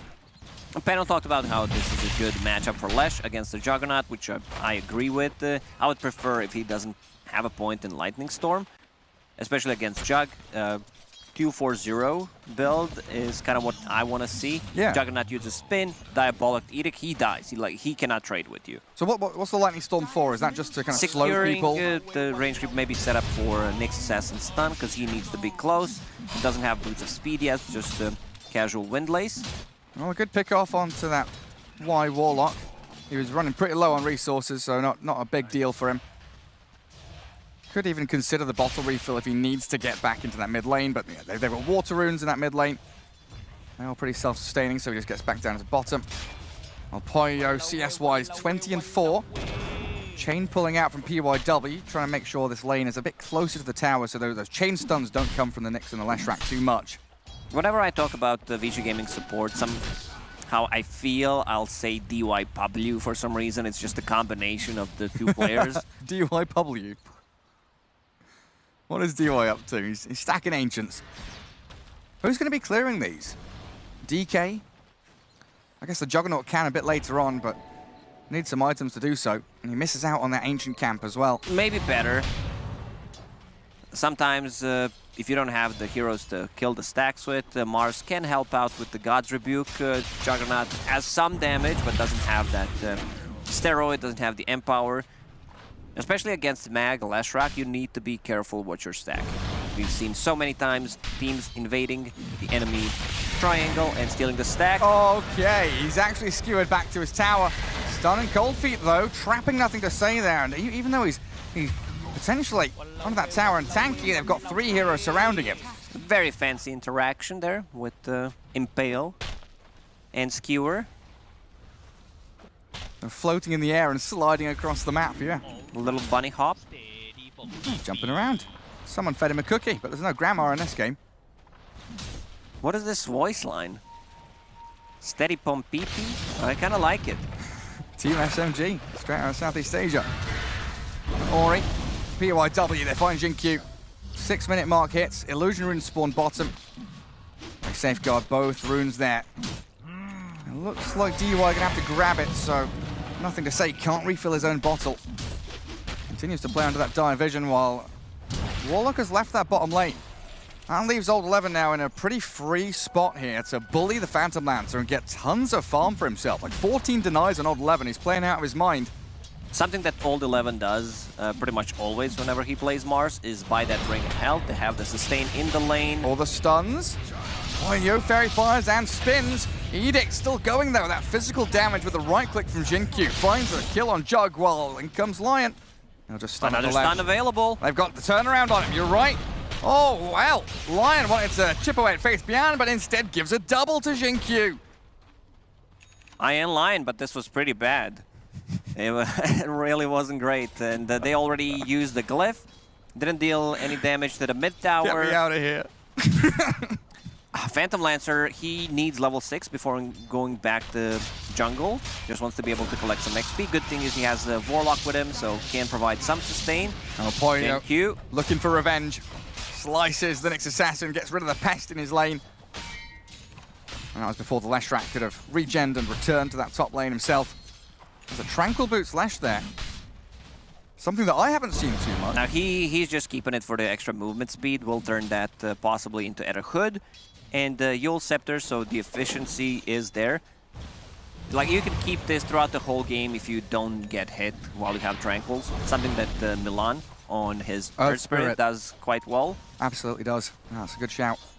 A good setup by Jinkyu. He knows that this move from Vici Gaming is coming. Obs and Sentry going to get dewarded by DY, and a good 2-man stun there, and an RP catching Lion under the tower. Nothing to say. Hexed up, but gets the finish. Tower damage is enough, and now Vici Gaming kind of stuck in this spot. Y and Jinkyu have that help of the Magnus to skewer forward, and another shockwave drags him back for a double kill. Great execution. He just gets solo RP. Doesn't matter too much in the start. If you get solo RPs on a target, you get a kill. And now in the mid lane, that Edict level 3, putting a lot of pressure on tier 1 tower mid. It sure is. Nyx has come in here trying to force Ori away, so it keeps Faith_Bian safe, pushing that tower, taking it down to about half already. Cute little play there. Drops his Tranquils when he was about to get hit, and already has it available again. A lot of efficiency, something that IG was very good during the Singapore Major, giving heroes Ocean Heart when they're just running inside the river, keeping the books in case someone needs it. I believe there was one game where they had 3 books available, books/tomes. This is a little micro plays. Yes. Do make a difference. Why? Scouting out some stacks. 2 supports surround him though, and it looks like Ori wants to come in and clear that one up, getting himself a kill for the Dragon Knight. Protect their stacks and make sure it's not stolen out, like you were saying, that Magnus with the RP, the Fatal Bonds, even the Leshrac to a large extent. So good at moving into the enemy jungle and taking the resources which have been built up for them. And a good spread of the map here from Vici Gaming, honestly. Poyo's farming top. They've got a bit of aggression mid from Ori. Faith_Bian going to run back towards that tier 1 tower though. And at some point you've got to bring numbers to defend this. LGD have everybody grouped up mid looking for the push. And there's the numbers. This is what they need. Mars cancels. Taking the TP actually cancels because they were going back. Next assassin, 3 fluffy hats. Okay. Like usually there's a meme that they need to buy like 6 boots because they have 6 legs. How many heads has he got? Oh, he's got to catch onto that Mars. Shockwave in, but nothing to say. Not wanting to commit. A little bit spooky there for LGD. Super tanky. Our next assassin has a Ferris trinket, which also gives him an extra 100 HP. That's a Dire Sentry, Dire Observer Ward.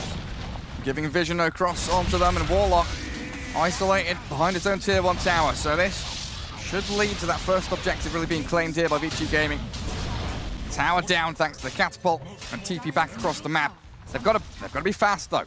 They've got to stop LGD in their tracks from building up this lead, because Arme Phantom Lancer with Empower is going to be an incredible force. Arme immediately TPs to the top lane, wants to be able to finish off that Diffusal Blade. They can still take this fight 4 versus 5. The Warlock is level 6. Fluffy Cats are not going to save him here. Multiple Fluffy Cats is, at least in pubs, what was Shadow Amulet before. Oh, is it really? And it really is. That meme item you just built a ton of. You get 4 or 5, you know that's pretty much the Shadow Amulet. They're done. So yeah, Warlock, you mentioned, hits level 6, 3-2-0-1 build, so he's definitely going for this one big team fight hit. I love that build when you put more points into Fatal Bonds, especially with Leshrac, a lot of shared damage. He's caught though. Arena Spear and the finger there from PYW.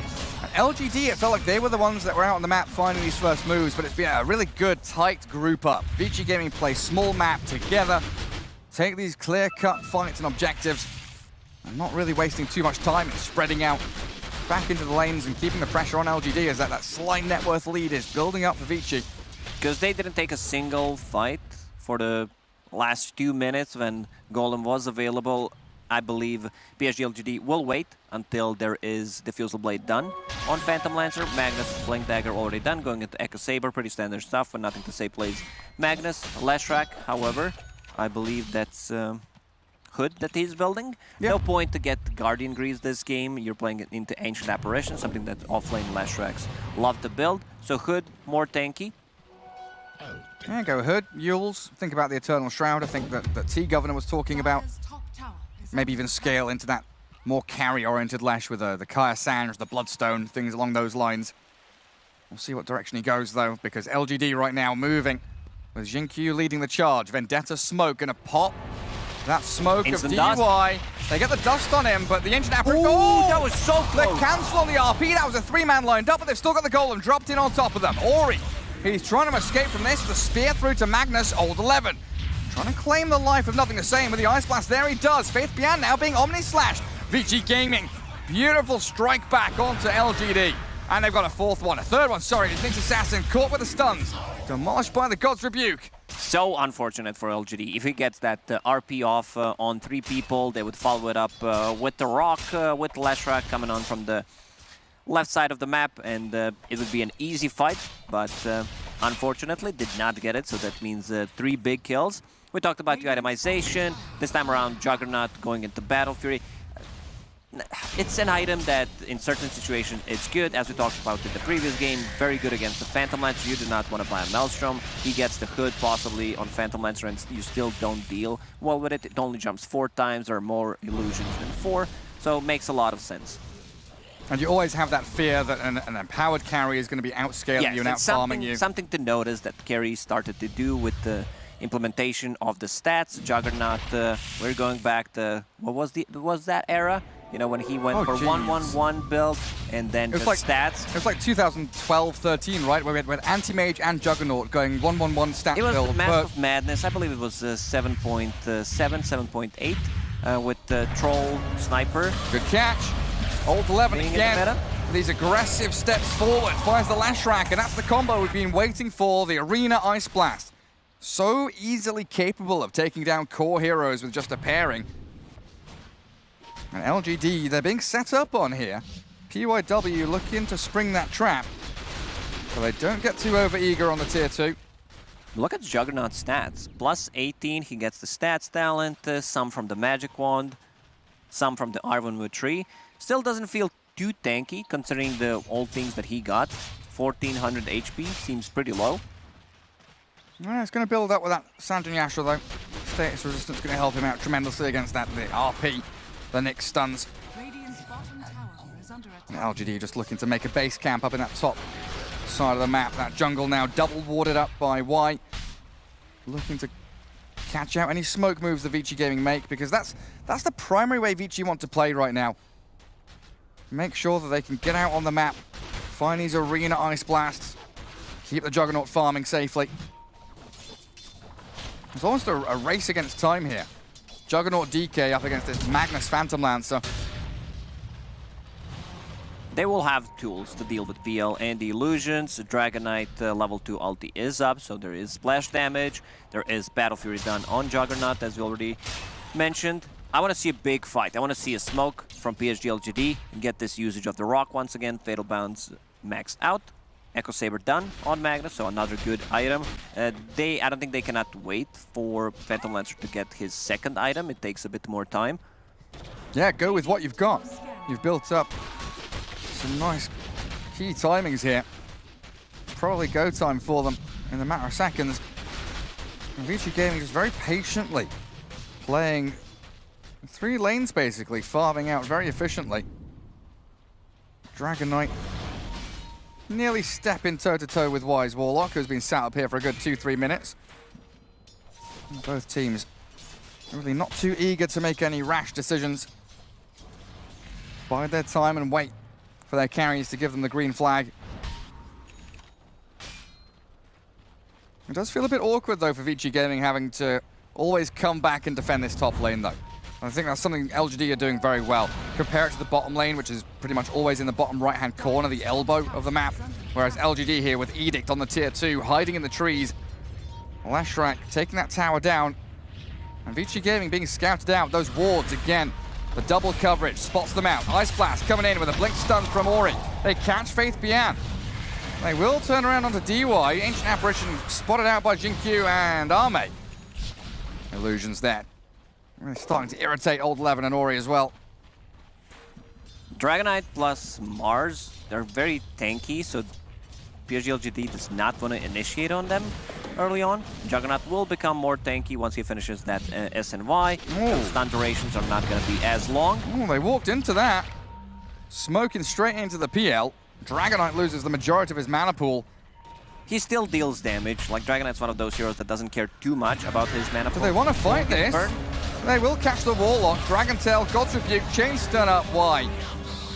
No answer from LGD there. Even with, Golem, with RP ready, they want to be fighting as a 5-man unit. And without Faith Bian, they don't feel like they've got the damage. And he's shown himself in that mid lane. Finger of Death and the slices from Boyoyo. Down you go. Boyoyo, what a bro. Uses Omni Slash just so that Lion gets that finger stack. Kills him off quick enough. And 2 core kills. Quick succession there from Vici Gaming, both on the Lashrak. Shutting down his his game, basically. 6K net worth. He's a good 2,000 behind the Mars at this point. And he's only going to get... He's only going to feel squishier as the game progresses. The next set of items for Vici Gaming, Blink Dagger on Mars, Dragonite with a BKB, and you will have SNY done on Jug, so they can start getting some more pressure on the map.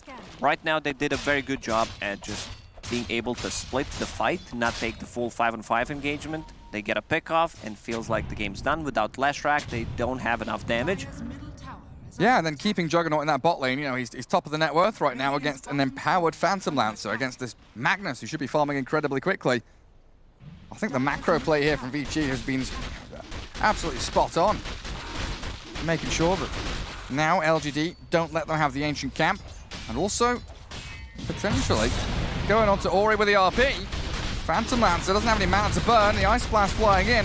Ori incredibly tanky, they need to drop the golem on him as Old 11 arrives now. Ori will die, but Poyo coming through, Healing Ward sniped out. Mars Arena catching out the Nyx with a spear. Why about to get critted down by Poyo, and there's a stun, finishing him off at long last. They do lose that DK first, and now the Nyx Assassin traded out as DY. This Phantom Lancer, no real way to deal with him, and the illusions, Poyo chased down by Arme. They missed the stun though. Why with the golem running forward, and with nothing to say there. Great shockwave, skewer forward and catch out that Juggernaut. Old 11's trapped down on the low ground now, and he's stunned up. LGD find a 5-man. They've killed everybody. PSG.LGD, they used the strength of a Phantom Lancer in that fight, going in and out multiple times, just being able to burn all of their mana, because Juggernaut used that Omni Slash on a mid lane, didn't have it for a fight, and this is the big damage that they need. When Juggernaut's on the back foot, like, he just can't handle that PL. Now they've got a Solar Crest for him as well. And all of that net worth in your Juggernaut felt like it was close to meaningless in that fight. It took them quite a lot of time to kill Dragonite. He didn't have any mana to burn. He didn't have any mana. Pop the magic one in the end, and you can feel how much more damage PL does once the hero has mana. BKB done now on him, plus a level 15 as well on top of it. Didn't go for the talent. I love the Dragon Tail stun talent, because if you're playing for the really late game, if you manage to get that level 25, it's insanely good. That AoE Dragon Tail. It's nuts. And PYW, they were looking for an Ice Blast jump there. Lion has the blink. Needs to get away. Lion, after getting the Blink Dagger, trying to build a shard, multiple mana drain, which is great against some of the heroes, and also you can deal well with the PL illusions. Nothing to say, getting jumped on plus a Hex. Can they kill him off here? They've got an Ancient Apparition coming in too. Faith Beyond, he can't save his buddy. Nothing to say. Skewered up to that high ground, thinking he'd have a free bounty rune, some free jungle caps to farm, but Ori was ready and waiting for him. And now Vici Gaming transfer it towards a tier 1. They're looking for any stragglers. Nyx Assassin is still up in that top tree line though. Tier 1 tower, gonna drop regardless. Don't need a creep wave to kill it off when you've got dragon form. Jin Q, yeah, TPing away. PL going for Manta style this game. Instead of S and Y, there are things that you can dispel. Breathe Fire is okay. You still have one form of dispelling with the Doppelganger. You're playing into Lion, so I would prefer if you get status resistance. Yeah, it'd be pretty good. Maybe he's worried about being isolated and Omni Slash. You know, after Doppelganger, maybe they clear the illusions. He wants something a little more to try and get away from the Jug. More illusions are good. Faith Beyond back into that BKB. The itemization that we really expected and we wanted from him. As Vici Gaming ready themselves for Roshan. High ground ward, DD rune for DK. Mid lane dealt with. For the most part, anyway. PL illusions, of course, always going to be a perpetual nuisance. Yeah, and it's going to become tougher and tougher for supports to deal with it. Shard done. So that means it bounces one more time, and then illusions, Spirit Illusion, deals 60% of the damage. That bouncing lance. Faith Beyond, Yule's up Old 11. Can he move fast enough with the phase boots and the Yules? He wants to catch this Leshrac. He's diving tier 2s. LGD knows this is happening. They've just left Faith Beyond stranded down here. They're not going to come and help him. Bringing TPs now, but he looks pretty dead to me. Poyo and Old 11. Some real aggressive moves there, down to that bottom lane. Well, our mate, Jinkyu, they can't move forward. Just wait it out. Buy BKBs, get to that additional timing, like 25 minutes in. They'll feel much better about themselves. They managed to get some more farm on the map, nothing to say playing the top part, getting closer to his BKB. I believe it's flying on the courier, yes it is. So you need to care pretty much about the Omni Slash and Ancient Apparition ulti. Other things, not so much. And Dragonite, he's even itemizing to deal with PL even more. Has splash damage going into Maelstrom. Oh, he's also got Jinkyu here, yeah, PYW making the jump. Tanks down the necks. LGD, several times now it feels like they're putting these heroes, there's 4 stacks of finger kills there. Really huge for PYW with an Aghanim Shard to his name. Greg, do you think LGD, is it sloppiness or is it them just trying to extend the game as long as possible? Because there's lots of heroes out on the map, you know, forcing Vici Gaming to make plays on their side of the river. Vici Gaming, they just have a better late game with 3 scaling cores, and Mars is even itemizing, skipping the Blink Dagger, going into Satanic to be able to deal with the PL. One God's Rebuke will give him back a lot of HP. It's also a Dispel mechanic against the Fatal Bonds, so not too bad. He's going to be massive. Massive Mars. LGD feeling that. Smoking up towards the Roche pit. Dire Vision, of course, as we've seen it, it is there, and I think, yeah, White going to try and get rid of some of it. DY and PYW. 2 supports out in the open.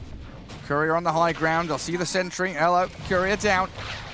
Old 11 can't jump towards them, but the Ice Vortex slows them down. Lion, killing 3 illusions and also becoming spell immune, which will save him against the possibly Nyx Assassin, getting his mana burned.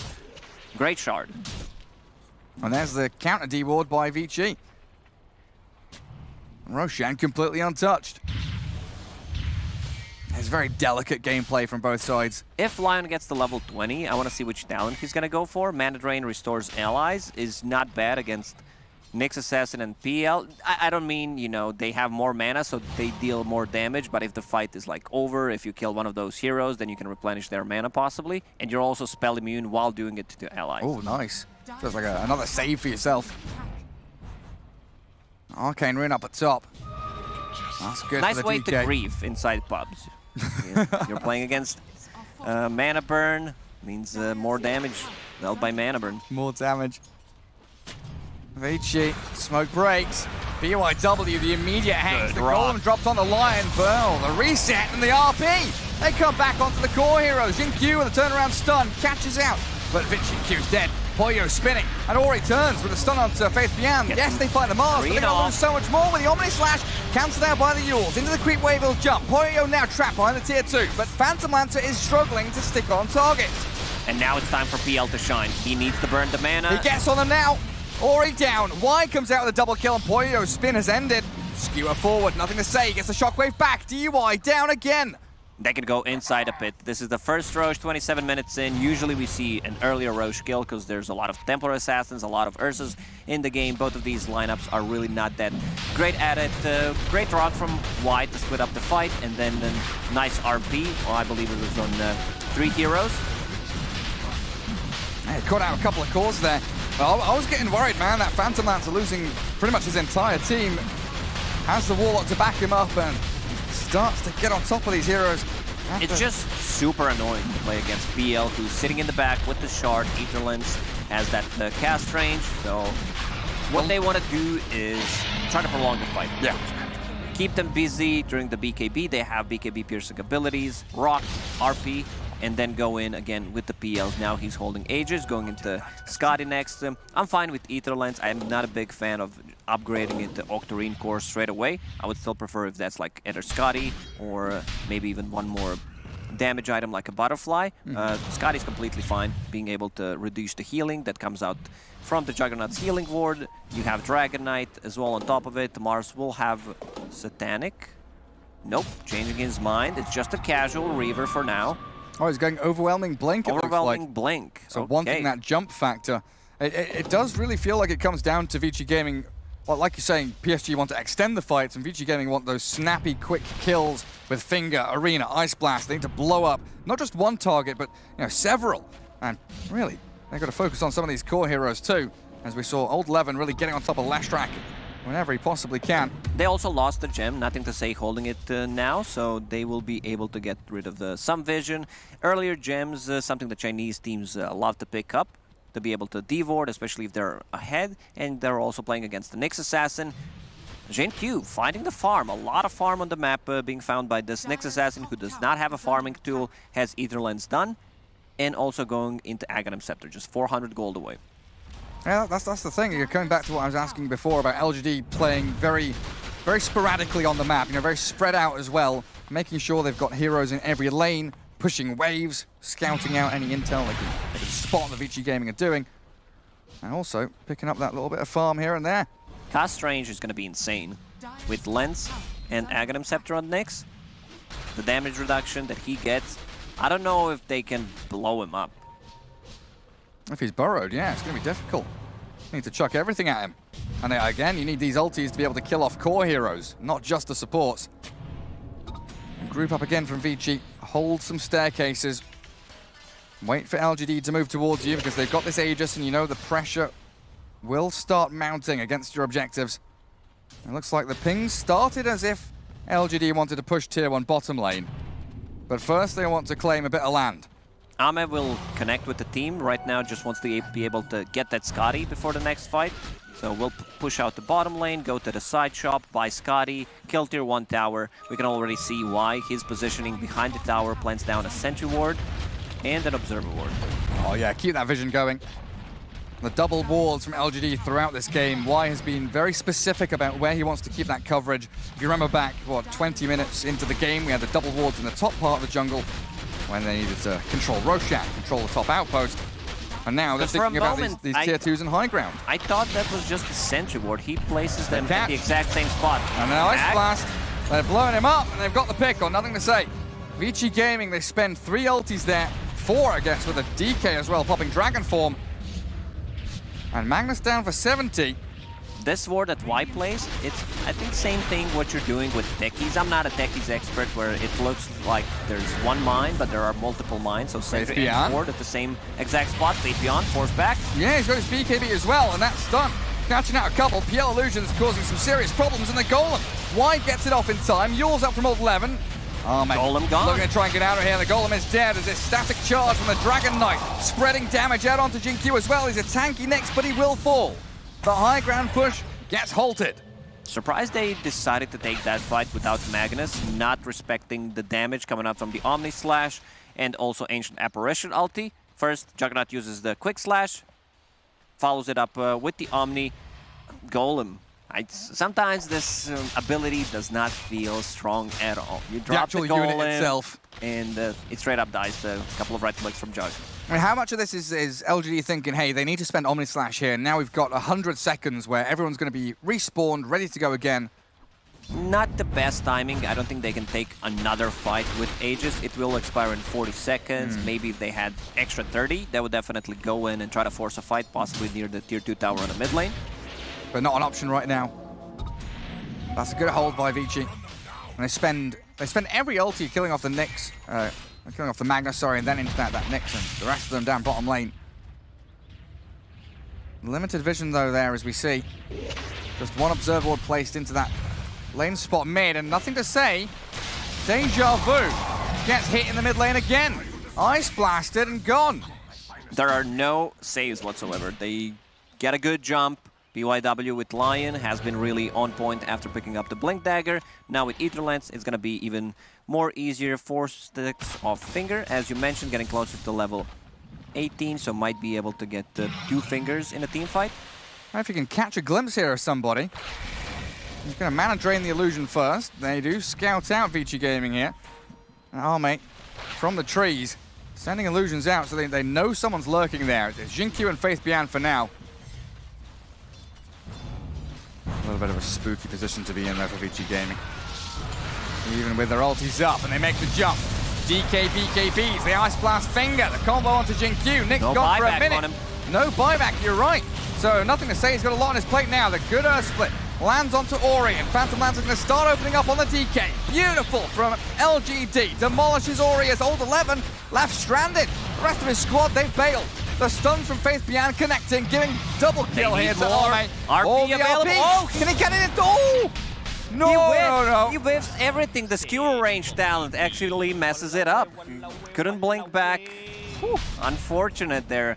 That would be a big kill because he used the buyback in that previous fight. Phantom Lancer finds the healing ward straight away in a team fight, sends a couple of illusions to kill it, which needs to be done.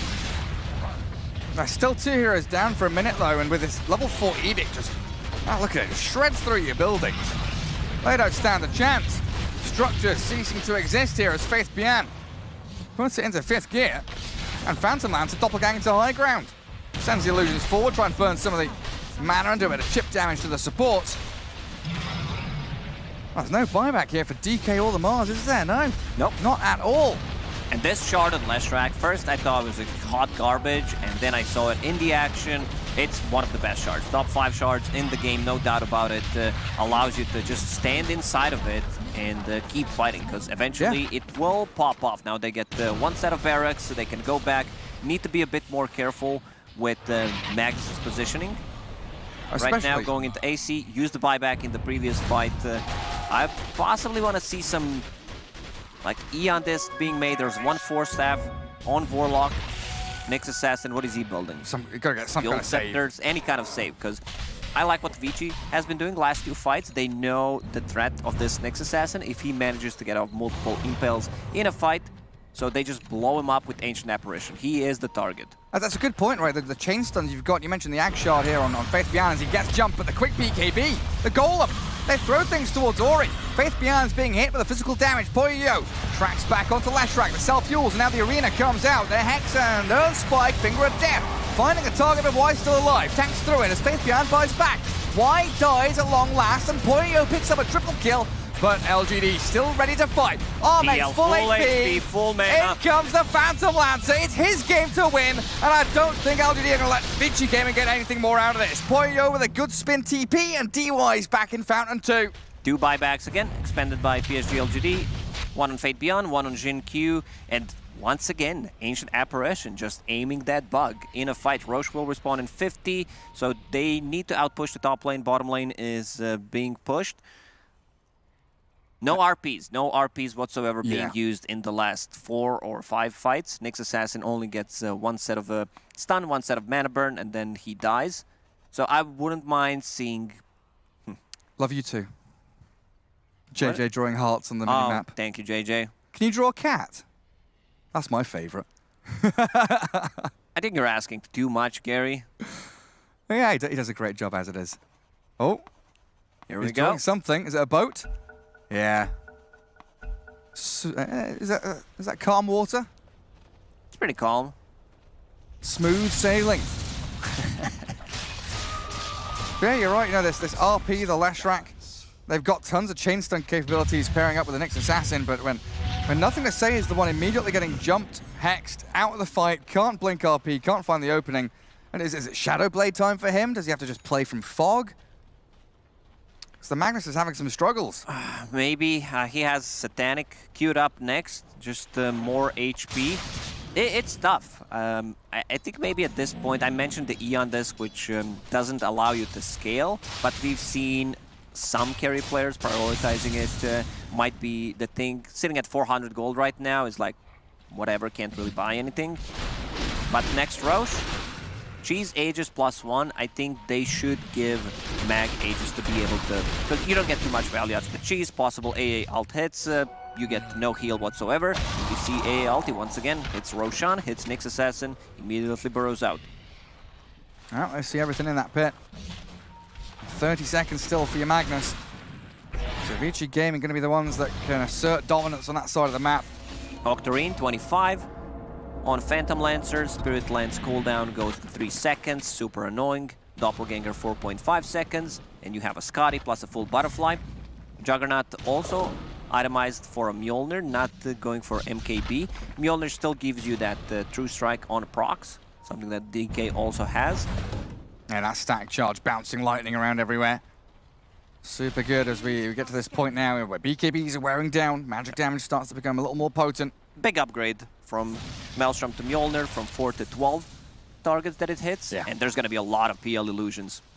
So possibly 24 bounces coming out from 2 Mjolnirs. That's a lot of lightning. And nothing to say. This time around, he's not going to go walking down that mid lane. That's 3 times in a row. He's been caught by the Blink Hex, so we're being much more passive with his positioning now. But it's Vici Gaming that are in the pit. LGD preparing themselves. Roshan at half health already. Can they spot inside? They're pinging it out. Roshan is already dead. The stun from Nyx comes out onto 2 of them. Shard dropped, Aegis grabbed up. Poyo now with a couple of lives. Timeless Relic. This is big. This is the best item you can get on the Nyx Assassin. Right now he's holding onto Ceremonial Robe, but he should give it to someone else. And then he has this long duration stun on the Impale. You also lower the status resistance with it. What is Vorlock holding? Trusty Shovel for now. So he should get the Ceremonial Robe, longer duration stuns. If you want, you can do the Mad Gary, but I need to first see... Oh, he's actually holding the Stormcrafter. On the neck. Interesting. Well. So who's going to get that? Who's going to get that big tier? No one has it. Let's leave it back in base. There's a flicker there being dropped by Vici Gaming. I guess Ori's going to be the one there to take that. And it's Minotaur Horn found by the Magnus. Magnus himself. I like that everyone here is farming Ancients, making sure you've got that drop rate going. Creep camps being cleared. All the neutral items being picked up there. He found his own horn and does not want to use it. Well, see, he's got a leveler, yeah? I think it's much safer to get that horn. You can actually have both and then swap back leveler when you're attacking the buildings. Well, they're giving it to Leshrac. It looks like Warlock takes the Timeless Relic as well, so Fatal Bonds, more damage. I would prefer if they swap the items. Maybe Nyx Assassin is thinking, I need a defensive tool, has a Force Staff, Stormcrafter is a Dispel mechanic while he's burrowed. They need to find a way that he doesn't get hit by Ancient Apparition ulti.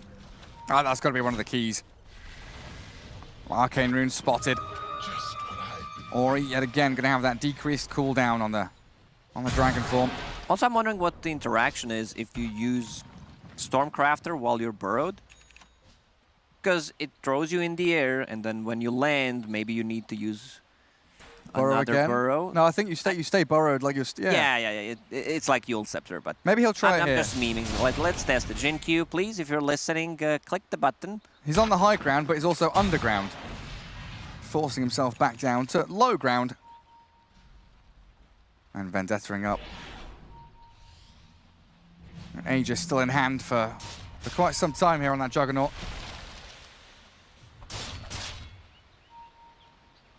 And Vici Gaming. Gotta be wary. Oh, Poyo. Missing out the stun there, Jin Q. Didn't catch the Jug.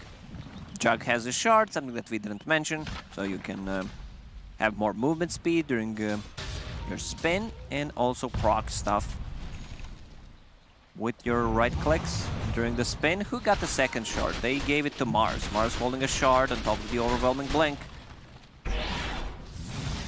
His initiation. So... Dragonite. This is big. I want to see that level 25, the 375 AoE Dragon Tail stun. But only during the form. Only during the Dragon form with the range. He's not going to go for that Aghanim Scepter or anything like that. Because it's great against the PL illusions. Stuns them all. Oh, Jin Q. Oh. He went for a different... Actually disappointed. He went for Dragon Blood, HP regen, and armor. I mean, it gives him more sustain against the PL and the illusions, but I would prefer the other one. That would have been cool. Vici Gaming, though, they set up for the 2-man Spear Arena. Old 11. Beautiful. Wise cleared through, and Armai's about half HP. Dragonite comes in. They start up an Ice Blast him down. Nothing to say. Gone with a finger. And Armai stuck in the trees. Manta style. Doppelganger ready again. Turnaround stun. There's Nyx Assassin. Holds out for his PL. Vici Gaming on the run forward, though, with the RP. Nothing to say. He's got 3 of them. He just cleaves them in twain. Oh, that's Magnus. Monumental pickoffs there from Nothing to Say. That could be just the defense of the base. Ori and Poyo still going, though. There's Magnus in trouble now. PL, can he do it with that Split Earth landing? Poyo and the DK in trouble, but the cleaves. The damage being spilled out onto that Phantom Lancer forces him back. That's Aegis. Dragonite decides to jump in, has Satanic, has Cheese, so can get the mana back and the HP if needed. They still have Omni Slash as well. Juggernaut, is he going to spend it? No, there's a Lotus Orb there, so he spins and sprints forward instead, beyond Godlike Jug now, and Phantom Lancer the only hero left standing. Ame needs to be careful. One jump from Lion could potentially just kill him there. He's running out of slots. Has 7,000 gold, hit that level 26. It was a good buyback from Nothing to Say. He goes in, hides inside the trees on the right side of the tower, lands a 3-man RP. It's a problem because they already used the buybacks in the previous fight, so they did not have it. Yeah, we're running pretty low here for LGD. And look at that, BYW restoring mana on his Dragonite with the shard, level 20 talent, while being magic immune. There you go, buddy. I've got plenty. Take some of mine. And up to the high ground we go. Vici Gaming just waiting this entire game out. And you said it, the triple core here, that Mars, Jug, and Dragonite showing how strong they can be. Still respecting LGD though. They will have 3 heroes alive in a second as Nyx comes back from the grave. Phantom Lancer trying to hunt down the healing ward, but unsuccessful in doing so. It's still very annoying. There's bouncing Lance jumping around and PL Illusions stacking up. Vici not wanting to push it too far forward. You see the mana drain potential. Problem is you're giving mana to allies and then you don't have it, but you can get it back, and we can see the full potential of it when you're draining 2 or 3 targets. Instantly goes back to full. Right, we'll push out that mid wave all the way against these super creeps as well. Mid lane Dirax all gone. And 3 lanes converging in towards LGD's base. Juggernaut's almost level 30. All right, LGD going to be 5 alive here soon, but yeah, level 30 Jug, every green light there lit up for LGD, for Vici Gaming and LGD. We've got one big fight left in us. PL buyback, Warlock buyback, DK, Ancient Apparition all joining the ranks of heroes that can return to the fight. And also Mars hit level 25 just now. Arena of Blood grants you 180 HP regeneration inside of it. Everyone get in. Get over here. What a movie. I watched the new movie.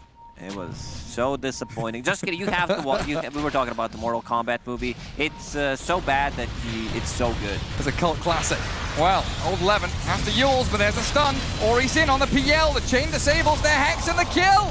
Arme dead, has to buy back. Nothing to say, does get the catch on PYW. 100 seconds without a Lion.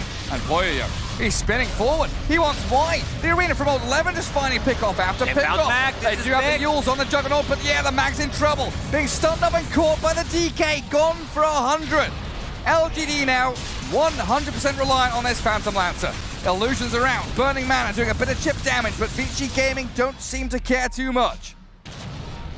Everyone is full HP on side of Vici Gaming. That arena keeping them nice and healthy. The healing ward on top of it. Dragonite has ton of regen as well. And also keeping the cheese. Still didn't pop it. Arcane Rune bottom. Unfortunately, Ame had to buy back. Now has enough gold to buy a full Bloodthorn, which is going to be a lot of burst damage with the illusions when they get a good jump. There isn't a single, like, a save mechanic in this game, which they would definitely love to have. There is a force stab, but that doesn't do too much. Why? He also bought back the previous fight. That's a dive back for your Warlock. Faith Beyond's coming in, but that swift slash from Poyo so easily demolishes the Warlock. And there's the jump from old 11, the arena, but the missing spear. Thanks to the Stormcrafter. Xingqiu's still dead, though. And Faith Beyond gonna following him into the grave. A buyback from Nyx Assassin. 2 versus 4 at this point, and every lane moving in towards the Radiant base. This is it. They have one more fight. If they lose this fight, the game just ends. For PSG.LGD, they need multiple men, RP, skewer back possibly into tier 4 towers, get up 1 or 2 kills, prolong the team fight, burn the mana. Lion is the target that they need to kill. He's getting very close to E on this, just 500 gold away, so you're not going to be able to even get a good jump on him. Go on, Golem. Gets that. Go on, Golem. Get onto that high ground. Ori and PYW will contend with the creep wave. Hexing up the Golem as well. Greaves done on the Ancient Apparition now. 1 minute 20 for the next Roshan if they need that. They are. I'm a genie in a bottle.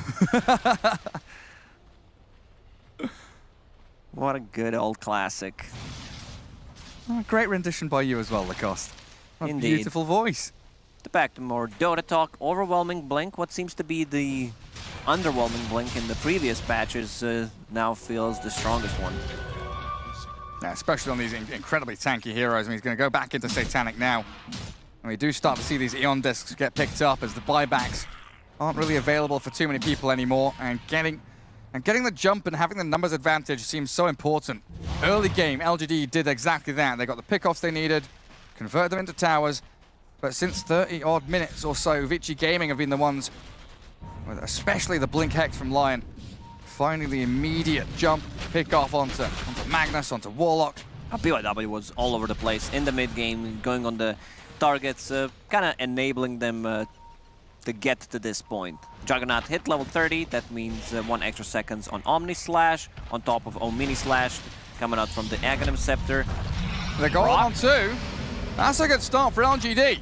DUI and PYW slowed by the upheaval. The turnaround stun, Poyo also spinning in, but the RP, nothing to say. He's cleared through 2 already. Arena, they're going to catch out the Warlock inside. Or Wise on the left-hand side, it's Faith Bian that's taken down. Leshrac gone with no buyback on him. And Roshan alive. Jin-Q burrowed. They've got that Bloodthorn on the Juggernaut. And Poyo out of mana now. Completely. Struggling to deal with the PL illusions. I mean, LGD, they could move into the pit here if they want to. They need it. They definitely need it on Ame to be able to get that Aegis. Bought back in the previous fight. Not going to have it for a while. And Jin-Q frontlining. The scans connect from both teams. Red circles on the map. DK stun, but 2-man. Impale in and upheaval slows them. Aegis grabbed by Ame. Cheese, Aghanim Scepter, all the goodies. Straight into the pockets of LGD. Aghanim Scepter, who picked it up? Looks like the Warlock's got it now. Oh yeah. He's thinking Double about... Maybe Do you give it to Leshrac? I think you give it to Leshrac because he has one queued up, and this is something that we don't see. I always want to see it, this new ability. The Nihilism. Yep, you cannot attack. It might be great answer to attacks from the Dragon Knight, attacks from the Juggernaut. And all that extra magic damage from Fatal Bonds, from the Fatal Bonds Pulse Nova combined together. And he's going to leave it in Fountain there for Faith Bian to grab. So 30% more magic damage on top of Fatal Bonds, on top of extra 15 spell damage coming up from the Timeless Relic. Maybe this is it, Gary. And this is what they needed. It has been a struggle in this mid to late game for LGD, but they've found openings. They've been given another opportunity here by Vici Gaming as it started to feel like it was a foregone conclusion.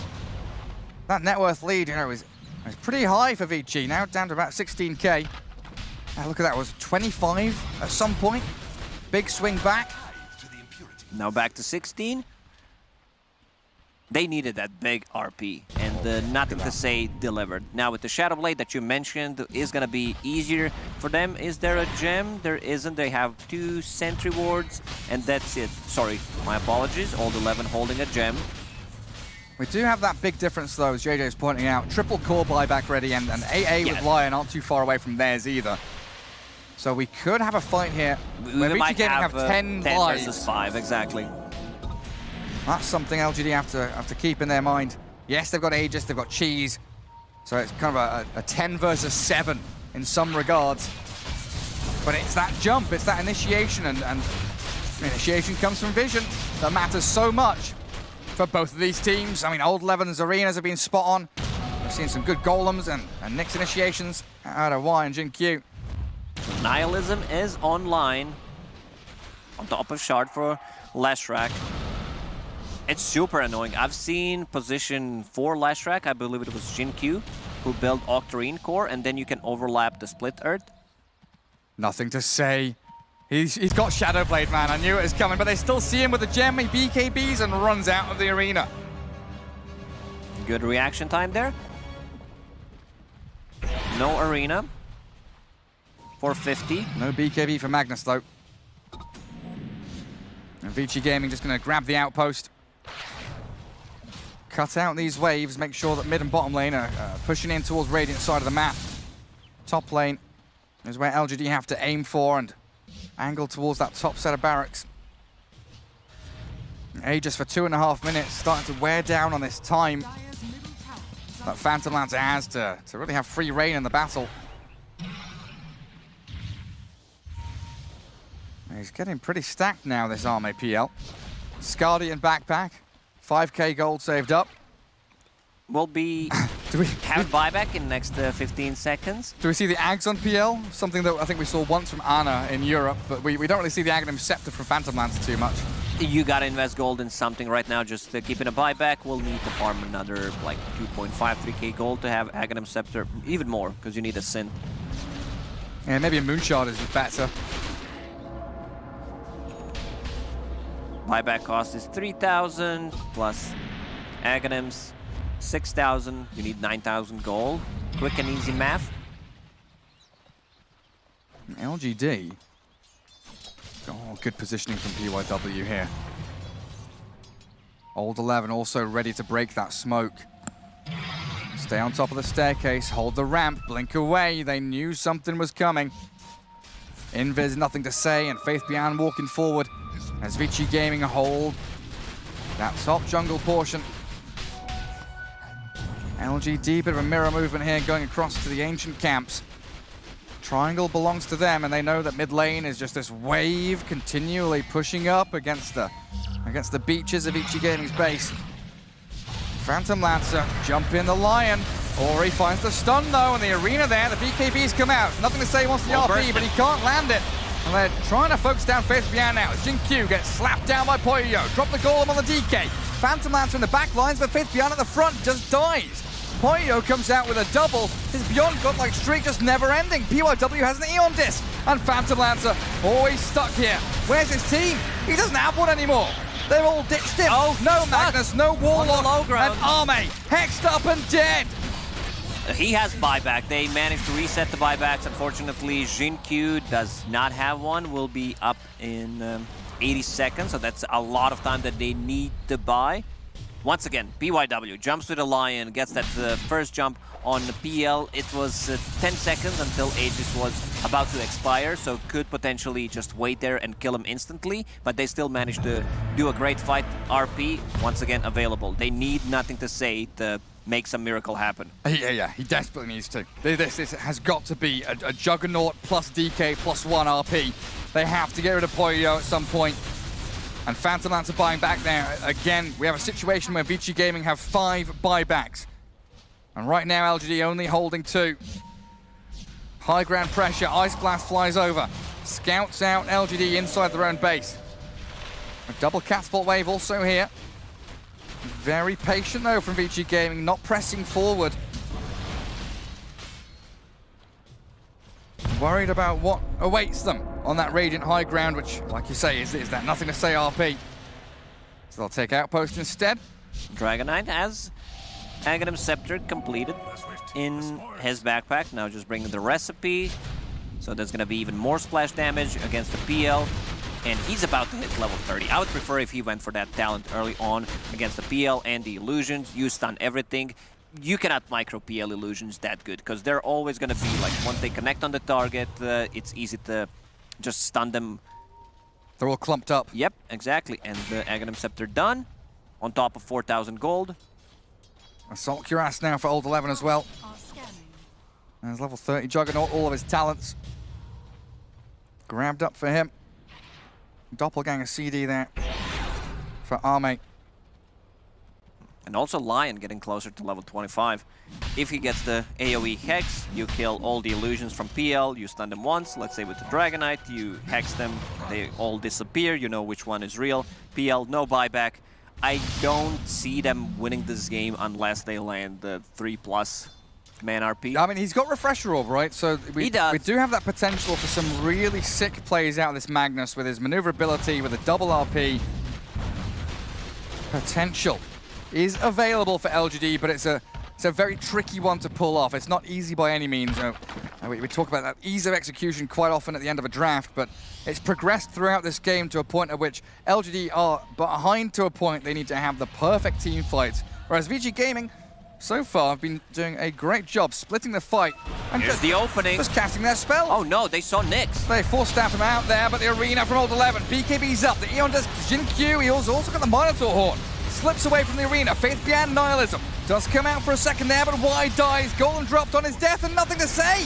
Found by the Juggernaut. Omni Slash gone for over a minute and a half. That's game. Without Magnus, they don't have anything. And now Big Black Dragon coming in with the slows. Phantom Lats are the only ones surviving. But now you have no RPs, and the story of this past 15 minutes has been nothing to say has to land huge RPs just to keep LGD in it. I believe that's it, Gary. They just don't have enough. 70 seconds. Magnus lacks 800 gold. Vici don't know that, though, do they? They do not know, yeah. Technically. And the double but it buyback doesn't help here, them in any way. That's still going to close in on this high ground. Get on the tier 3. Some structural damage finally into the Radiant base. And Nyx Assassin, he is a nuisance, but there is another good jump. PYW, Old 11, the Ice Blast flying in. But the turnaround from the PL and Faith Beyond's Leshrac stunning up the Mars. Vici Gaming have to back him up. Healing Ward keeps him topped up, and Poyo, this split earth. The stuns just keep landing on them. They've got the cheese. They've got the cheese. Gobble it up. Old 11 back in fighting shape again.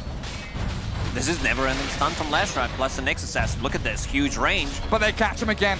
The Carapace does stun out the Mars, split up there, but Poyo, he opens up with Ori. Jin Q will fall, down goes your Nyx, and your base defense no longer valid. PSG.LGD will lose their Leshrac here potentially, now get force-staff back by Y. Ame constantly being annoying with his spam from so far away. He's really afraid to go in. Yeah, he can't go in and face tank but these they heroes. bought time. They bought time. Magnus is, again, available to RPs. Remember that he has enough mana pool, 300 for RP, 300 for a refresh, so 900 in total needed, maybe a Shadow Blade here and there, Empower, but his mana over time is 17 per second, so you need to count that in on top of it. And a Horn Toss there as well. Well, it's just one lane of barracks. That's evened the playing field a little here for Vici Gaming, but that felt like it should have been game over. It took them a while. A lot of those stuns, Nyx Assassin landing the 2 hero stuns plus burning the mana. And we go to 60 minutes. Ex Machina, found by Leshrac. What was that? 25 armor and resetting the cooldown of all items. Well, looks like he'll be the one to hold it. So we've got multiple BKBs there for him. Ballista for DY. Do you want that on Dragon Knight? You might give that to Dragon Knight, yeah. Oh, and bounce them off. A pushing item. Book of the Dead. We've got the Necronomicon units back again, because it's been a while. Ex Machina as well for them. So huge. What can they refresh on their side? They could potentially refresh the Eon discs, the BKBs, Overwhelming Blink, Yule Scepter on Mars. Yeah, it feels like Old 11 there with his items and the fact that he wants to be the one tanking up. Ideal candidate for it. As DK grabs an Overwhelming Blink for himself. Nice little pirate hat there. Free bounty runes. And tons of attack speed, so you're going to have these Maelstrom or Mjolnir attacks coming out quickly. Fallen Sky on Mag, that's a big one. Does he keep it? Use that as an initiation tool? I would. Like no. I definitely would. Right now, he's just holding the leveler. Damage is a bit lacking coming out from him. You know, he has 400, but with all the armor, and they're gonna go in.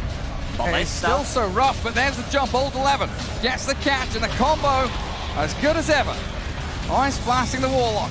Will have to buy back to hold on to this one because their base is in tatters. RP from nothing to say. BKBs and skewers them back towards the fountain. Golem in. The RP skewer. They're in the fountain. Nothing to say. He throws everything at them. Aegis reclaimed as Ori. He does flap his wings back and away. BKB up and turns the fight. The stun's there, but Poyo's out. DK down, but the Juggernaut still keeps going. Fallen Sky and a skewer back in. Nothing to say is toying with Vici Gaming. But LGD can't finish off the Jug, and he is the main hero here for them. Can he get another one? Back to the fountain. Buyback from PYW, buyback from Ori. They want to end this game. They're going in. Faith Beyond refreshes up. Moves forward, Lightning Storm slows, looks for the stun, but the Yule Scepter, Stormcrafter, Cyclones DY out of danger. 2 lanes now looking pretty done. As Vici Gaming claims some buildings. There's the Fallen Sky plus the Corn. They catch him out, the Yule's out. Mars still stuck in the fountain. He's dead on the fountain damage. Gone for 100. Whoa. Gary, they still holding this game. Dragon Knight with the double damage. Another Fallen Sky, misses out on the skewer this time. Faith Beyond, trying to hold back on Poyo. The throne is open. Juggernaut can't get the job done though. And Dragon Knight with his DD rune needs his dragon form to come back off cooldown, but he's out of mana at this point. AoE Hex online, level 25. He gets rid of those illusions so quickly, but the Nyx Assassin being very annoying. Nothing to say, but go for the horn. Oh, nothing to say. He skewers away. Faith Beyond again. Comes out with his BKB. Beautiful Ex Machina just spamming out all his items. Stunning up the Juggernaut. Buyback out from Arme. Phantom Lance are coming in, but the skewer not working. Nothing to say, can't deal with the BKB of Ori. And now the Dragon Knight pummels Y. Another hero down with no buyback. Ancient Apparition will have to spend his. 4v4 now, and an Omni Slash Finger takes down Arme's buyback. No buyback on him. Dieback on him, but a skewer again into Fountain. Nothing to say, sets up on the DK. This is 6 versus 5, Gary. They're using the Fountain as their 6th player. They've got the Glyph on their base as well. Throne is still standing. BYW and Poyo are afraid. Another RP is available. He might be able to get a jump. Only 2 heroes with the but buyback he's right now. cold-feeted. Oh, he's setting it up. Ooh. The cold feet on nothing to say. He made sure he couldn't jump, couldn't skewer, couldn't RP. You can't get close. Nyx Assassin just borrowed, and we see this Leshrac with the shard, multiple stuns. Man, nothing to say. This is why he has such a high win rate. Even when things go dark real quick, you know, he's there. He's still holding the game for them with those skewers, with those RPs. All they need is that one stun. Nyx stun, RP, whatever it might be, and skewer them back towards the fountain. Again, looking at these buybacks, Mag and Jug, the only 2 with them. Radiant base. It's out in the open, it's cold, it's exposed, and in comes Old 11. Spear catch with the RP. All the BKBs were fast enough. Vici Gaming has another one. They RP missed is it! ground. Nothing to say, doesn't land it, and Vici Gaming cracks the game wide open. They GG is called, they know it's over. Oh my god, maybe they had it. You know, if he lands that RP, a lot of nerves. Misclicked it, uses RP on the ground. But yeah, Vici Gaming in the end prevails. It looked like this game should not be this close. Like, I felt like they needed to end this game 20 minutes, and we can see PSG.LGD just having a good laugh. Jinq still scratching his head, thinking about what could have been done better. Well, those tier 4 items, once they kick in, and Magnus, we've seen, I think the story of this tournament pretty much is, you know, even when you're pushed against the wall, you can still fight back, because a lot of these repositioning tools are available. We have seen so many Tinies being picked. Mars now with the skewer coming up from the Magnus, so there's always a way to defend the base, even if the things don't look too good for you. There's some way just to have that massive swing of momentum, and nothing to say. He pulled out all the tricks, right? He's like a magician with things hidden in his sleeves. Really gorgeous stuff out from LGD. But Vici Gaming showing that they can go up against LGD, tying the series in an important series for them. I'm sure Shiva and the panel can take you over all of that.